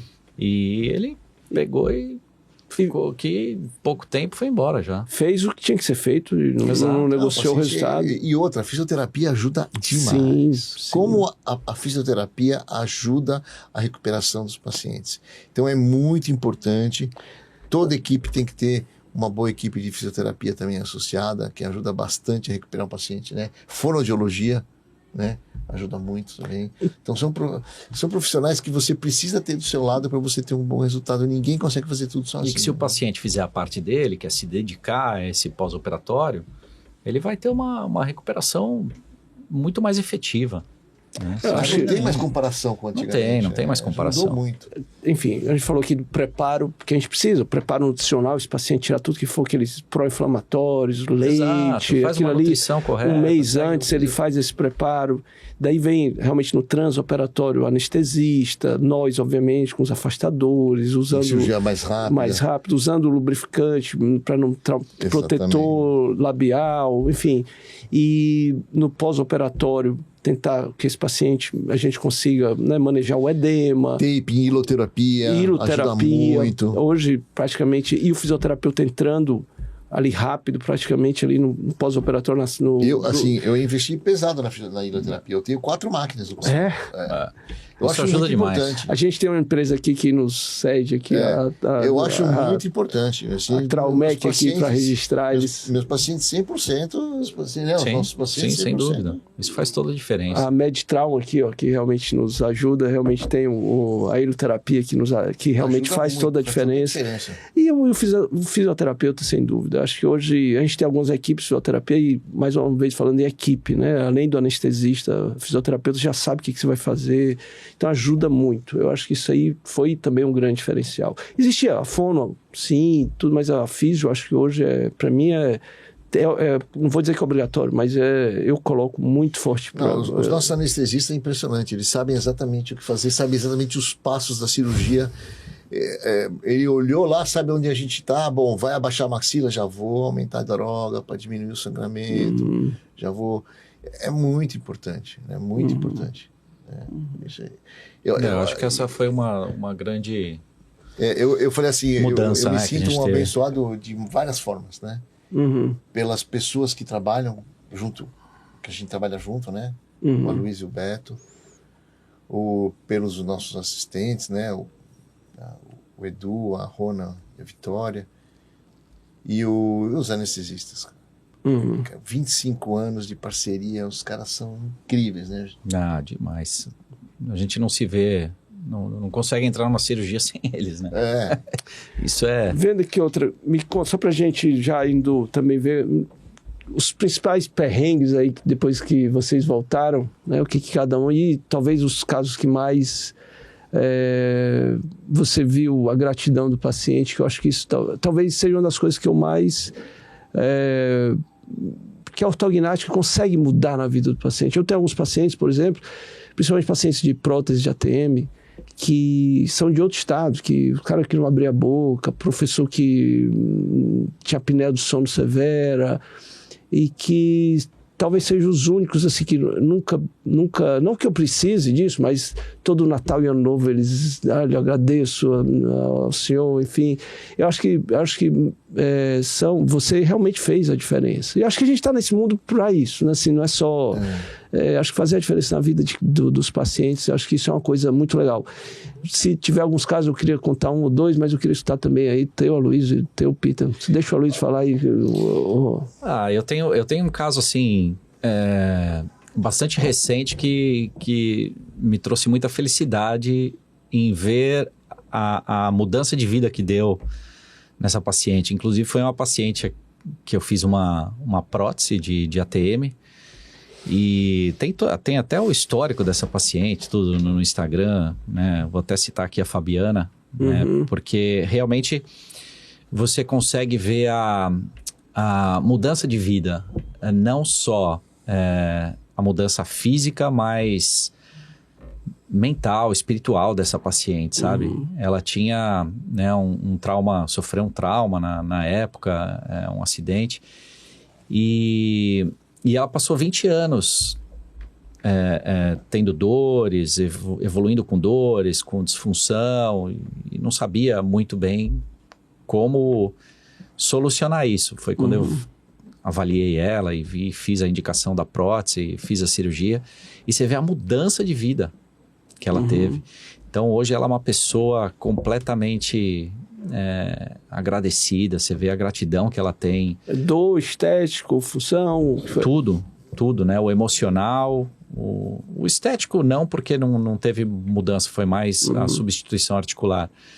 Mas o emocional e a dor física que ela tinha. Sim, sim. Né? Então, é muito bacana isso, a gente vê essa mudança. E hoje ela está se dedicando agora a fazer a maratona, então ela prometeu que ela faria uma maratona e vai fazer agora uma maratona, e foi com a prótese da Traumec, inclusive, né? Legal, então, legal.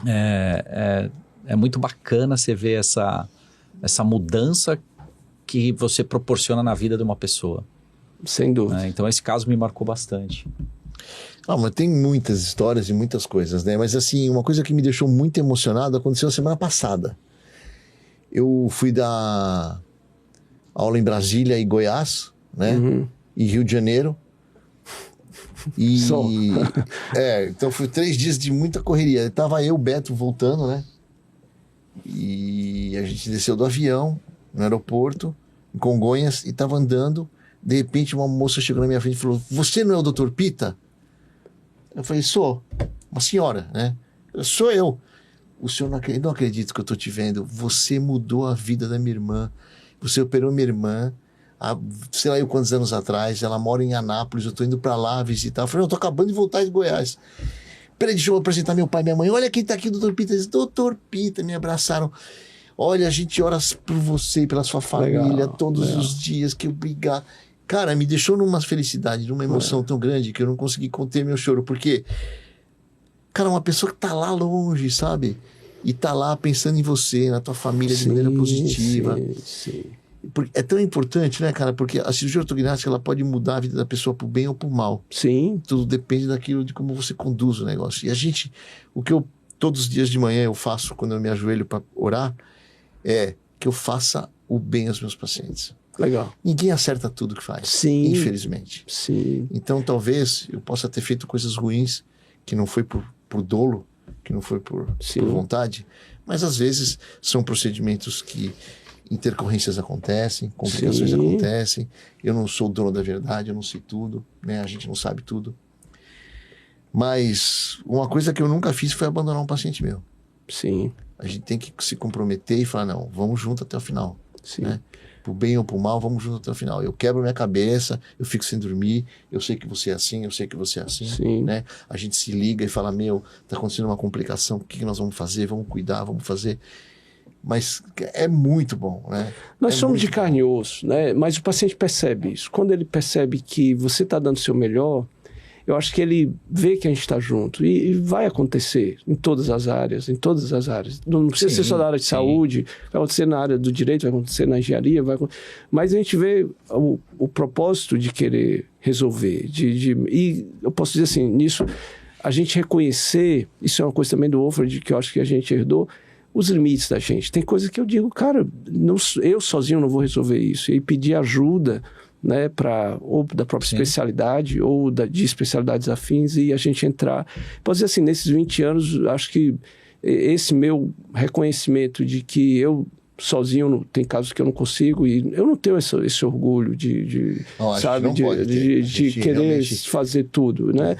E compartilhar com o paciente os riscos, eu acho que conversar com ele, que vai ter, toda a área vai ter, e eu acho que isso precisa ser colocado na mesa também. Posso dizer assim, eu estou 20 anos aqui, já depois que voltei, cara, eu nunca graças a Deus, nunca tive uma grande complicação que não conseguisse resolver. Eu acho que os pacientes viram que eu estava junto com eles. Enfim, de um modo geral, eu posso botar minha cabeça no travesseiro e eu durmo tranquilo, sabe? Nisso aí eu acho que fico bem e eu acho que eu passo isso muito para os meus residentes, né? Para que quando eles saem, o Wolford falou isso para mim, né? No começo a gente quer fazer tudo, né? Então a gente chega com aquele gás ali de querer e é perigoso isso, porque você está fazendo o seu nome, né? Então, já começar com complicação, ela te tira muita energia, você vai ficar inseguro e tudo. Então, vai devagar, né? Eu acho que nisso aí, nesses 20 anos, talvez uma das coisas que eu mais ensinei para eles, quando eu tive sorte, né? Na verdade, tenho 3 grupos que eu trabalho aqui em Fortaleza. Eu trabalho, quando eu estava no último ano lá, nos últimos meses, abriu o concurso para o Hospital Geral, que a gente vai estar agora exatamente na Job. E só tinha uma vaga para cirurgião bucomaxilo. E quando eu voltei dia 20 e tantos de julho, e o concurso era em setembro, tá entendendo? Então eu tinha um mês para voltar, botar minha vida em ordem, estudar e fazer a prova.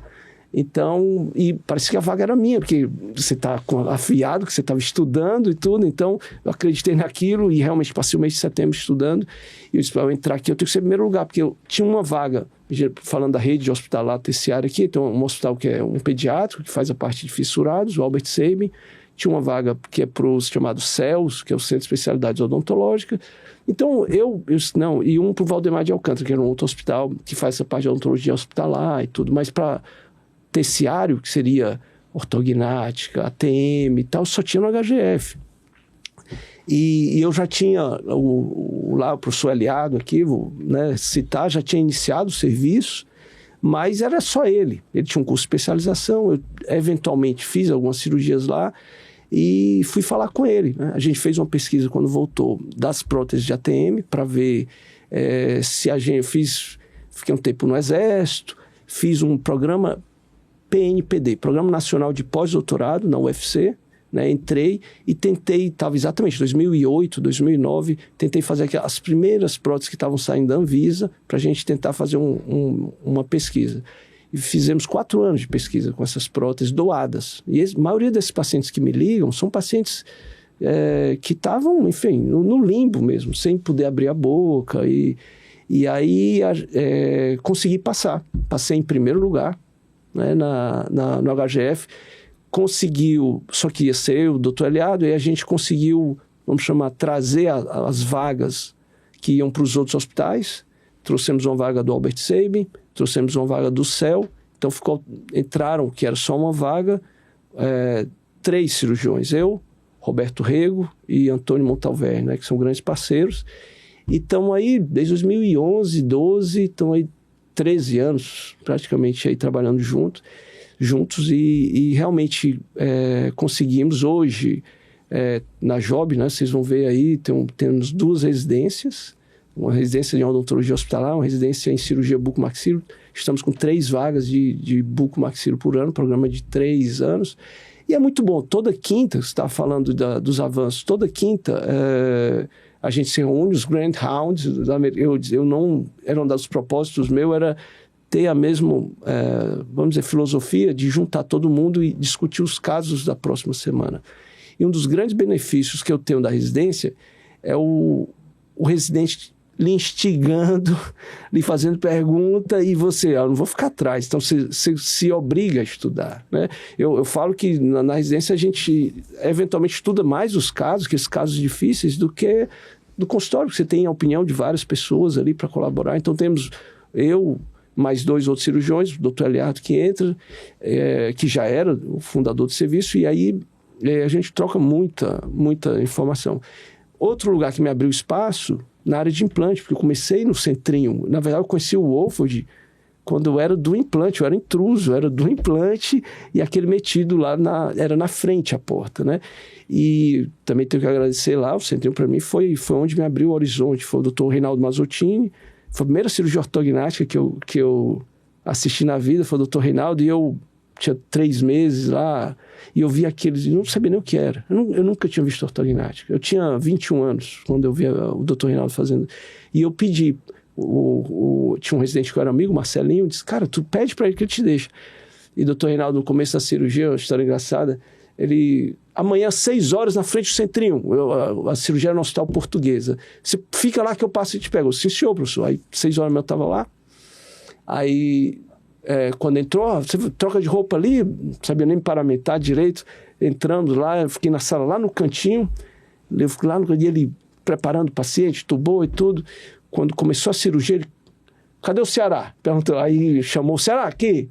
Aí puxou com o pé assim um estrado, aquela escadinha, né? Você vai sentar aqui, você vai ficar aqui em pé atrás de mim. Eu, sim, senhor, professor. Agora, quando eu baixar a maxila, se você cair, Deus o tenha, faleceu, eu lhe dou uma cotovelada que você vai ficar lá naquele canto ali. Quando ele baixou a maxila, é um procedimento que, para quem não está acostumado, é uma fratura, né, que a gente faz. Eu nunca tinha visto aquilo. Então, para mim, foi nossa, eu disse, se eu cair, esse cara vai me dar uma cotovelada. E eu fiquei assim, me segurei no refletor e disse, caramba, que quando eu vi aquilo, eu disse, cara, eu era do implante, assim, mal e mal do implante, estava começando. Eu disse, um dia eu vou fazer isso aqui, um dia eu vou baixar uma maxila, assim, foi ali que disse, eu vou fazer esse negócio, sabe? Assim, é um momento que não tem volta. Depois que isso acontece contigo, não tem volta, né? Então, e aí no Centrinho foram 2 anos na USP, Bauru, tive contato com o Branemark, tive contato com o Lars Christensen. Por eu falar inglês, eu levava os gringos, os suecos. A gente tinha um Fusca, cara, um Fusca verde do Flávio, um amigo, que tinha álcool, era álcool Fusca, né? E eles na Suécia não existe carro movido a álcool, né? E eles brincavam, it's a drunk car. Eu levei para a Cervejaria dos Montes, levei o Lars Christensen, enfim. Pô, o implante para mim hoje realmente é uma das áreas que eu faço na BO, é um outro grupo que a gente tem desde 2007, cara, trabalhando, um grupo muito legal, muito assim, lá nós somos, posso dizer, uma família, praticamente o mesmo grupo, a Fernanda tá comigo, minha esposa, eu, o Bonifácio, assim, e ainda muita risada, estamos na oitava, indo para a 8ª turma de 3 anos, então a gente está fazendo 21 anos, né, esse ano terminando essa turma, aliás, termina no final do ano, no meio do ano que vem, no final, enfim, e... depois, enfim, já acho que a primeira especialização em Fortaleza de implantodontia, eu fui coordenador e estou até hoje como coordenador. E tenho também o consultório, né? Então o consultório também é todo um outro grupo, né? A Fernanda também está, obviamente, minha esposa, mas eu tenho os auxiliares, e praticamente tenho gente que trabalha comigo desde o começo, tenho gente que trabalha comigo desde 2008, a minha gerente, a Nilda, quem conhece, realmente está com a gente, veio associando outras pessoas, a Lília, a Márcia, enfim, a gente tem uma turma muito legal, mas é corrido, né? Porque na semana, eu digo, a gente tem a hora do hospital geral, que realmente a gente entra, eu boto o chip do hospital e é bem corrido, né? O hospital geral, como o nome está dizendo, a gente vê tudo, patologia, trauma, ortognática, ATM, dento alveolar, fissurado, né? É um hospital e cada um tem a sua afinidade. Tem gente que gosta mais do trauma, tem gente que gosta mais da patologia, mas de um modo geral todo mundo chuta e cabeceia, todo mundo vê tudo, né? Mas a minha área realmente é mais ATM, ortognática, parte de sono, e depois dos dias que eu fico no consultório, a Fernanda, nos turnos que eu estou no hospital, está no consultório, e a ABO é um clube, posso dizer assim, um clube de estudo, que a gente estuda bastante, tem que estar estudando. Mas se não fosse eles, eu acredito muito no staff, né? Nos professores que eu tenho. Sozinho, cara, graças a Deus me ajudam muito. Lá, não sei se vocês compartilham implante, qual... A gente, na verdade, o nosso foco maior lá é a ortognática. Né? E a TM. Então, a gente opera todos os casos juntos. Né? E isso é muito legal. Né? O meu sonho, na verdade... E eu acho que é um projeto que eu quero tocar recentemente, a gente estar junto no mesmo espaço, né? É isso que eu gostaria. Que o Aloysio estivesse junto comigo lá todos os dias, o dia inteiro. Aí, Aloysio, proposta não dessa... Não sei se ele aguenta. Mas esse é o meu sonho. Eu já aguento há 25 anos. Mas você sabe por quê? Eu estou chegando no terço final da minha carreira, né? E eu não acho que aquele consultório possa morrer. Meu filho não vai fazer essa área. Meu filho está fazendo outra área, né? Ele está fazendo a área de periodontia. A minha filha faz medicina, então ela vai para a área de ginecologia, e o meu menor não quer nem a área de saúde. Então eu acho que assim, o negócio é que o Aloysio é Sucessão, olha, Luiz. 13 anos mais novo que eu. Olha, Luiz, olha a responsabilidade que está sendo passada. Eu acho que não pode. E assim, a gente está muito ligado. Todo mundo sabe que a gente trabalha junto. Há 25 anos. Até os pacientes sabem. Que legal, isso, né? Que legal, Peter. Então, eu acho que isso é importante. Esse é o meu sonho. Que a gente possa migrar para trabalhar no mesmo espaço todo dia e trabalhar junto. E você sabe que você tem muito conhecimento, né? Não é só essa sucessão, Pita, aí não é o espaço, não é quem foi. O Pita no Brasil tem um nome, acho que onde você chegar, igual você está no aeroporto aí, em congresso, você é um popstar aí, você é um cara que todo mundo te conhece, né? Então, assim, e o Aloysio, putz, eu só tenho um elogio para ti também de ser carismático, de ser um cara fácil de levar, mas realmente você tem razão, não pode, essa sucessão tem que acontecer, né? Não precisa ser um filho. Eu acho que, assim, filho tem que escolher, isso é uma coisa minha. Filho escolhe o que ele quer, você não pode se culpar porque um não... E seja feliz, né? Agora, realmente, a ideia de não é só o consultório, tem uma alma ali, eu acho. E o americano fala muito do business, né? Eles vendem um laboratório, eles não vendem só lá, eles vendem o negócio que é, eles transmitem o negócio, né? Então tem e isso, o negócio que eu digo é os auxiliares, os assistentes, então isso é importante, né? Se isso inclusive para você no futuro, para mim, eu penso hoje que eu tenho a responsabilidade, eu ganhei muito conhecimento e eu tenho que eu hoje escolho pessoas, eu acho que eu residentes, né? Que eu obviamente tenho maior afinidade, né? E para poder trazer para o consultório e até dar uma força, acho que tem uma responsabilidade grande com os residentes, que é o primeiro ano dele, né? Primeiro ano dele ali, você passou por isso, você chega com a mão na frente e outra atrás, então é importante a gente dar uma ajuda. Eu tento, dentro do possível, e principalmente agora, né? Depois da pandemia, estou dando um suporte aí para a turma que está saindo e dando esse acolhimento ali naquele primeiro ano. Eu acho que tá ficando legal, tanto uma troca de informação e quanto um apoio financeiro, um apoio para eles, né?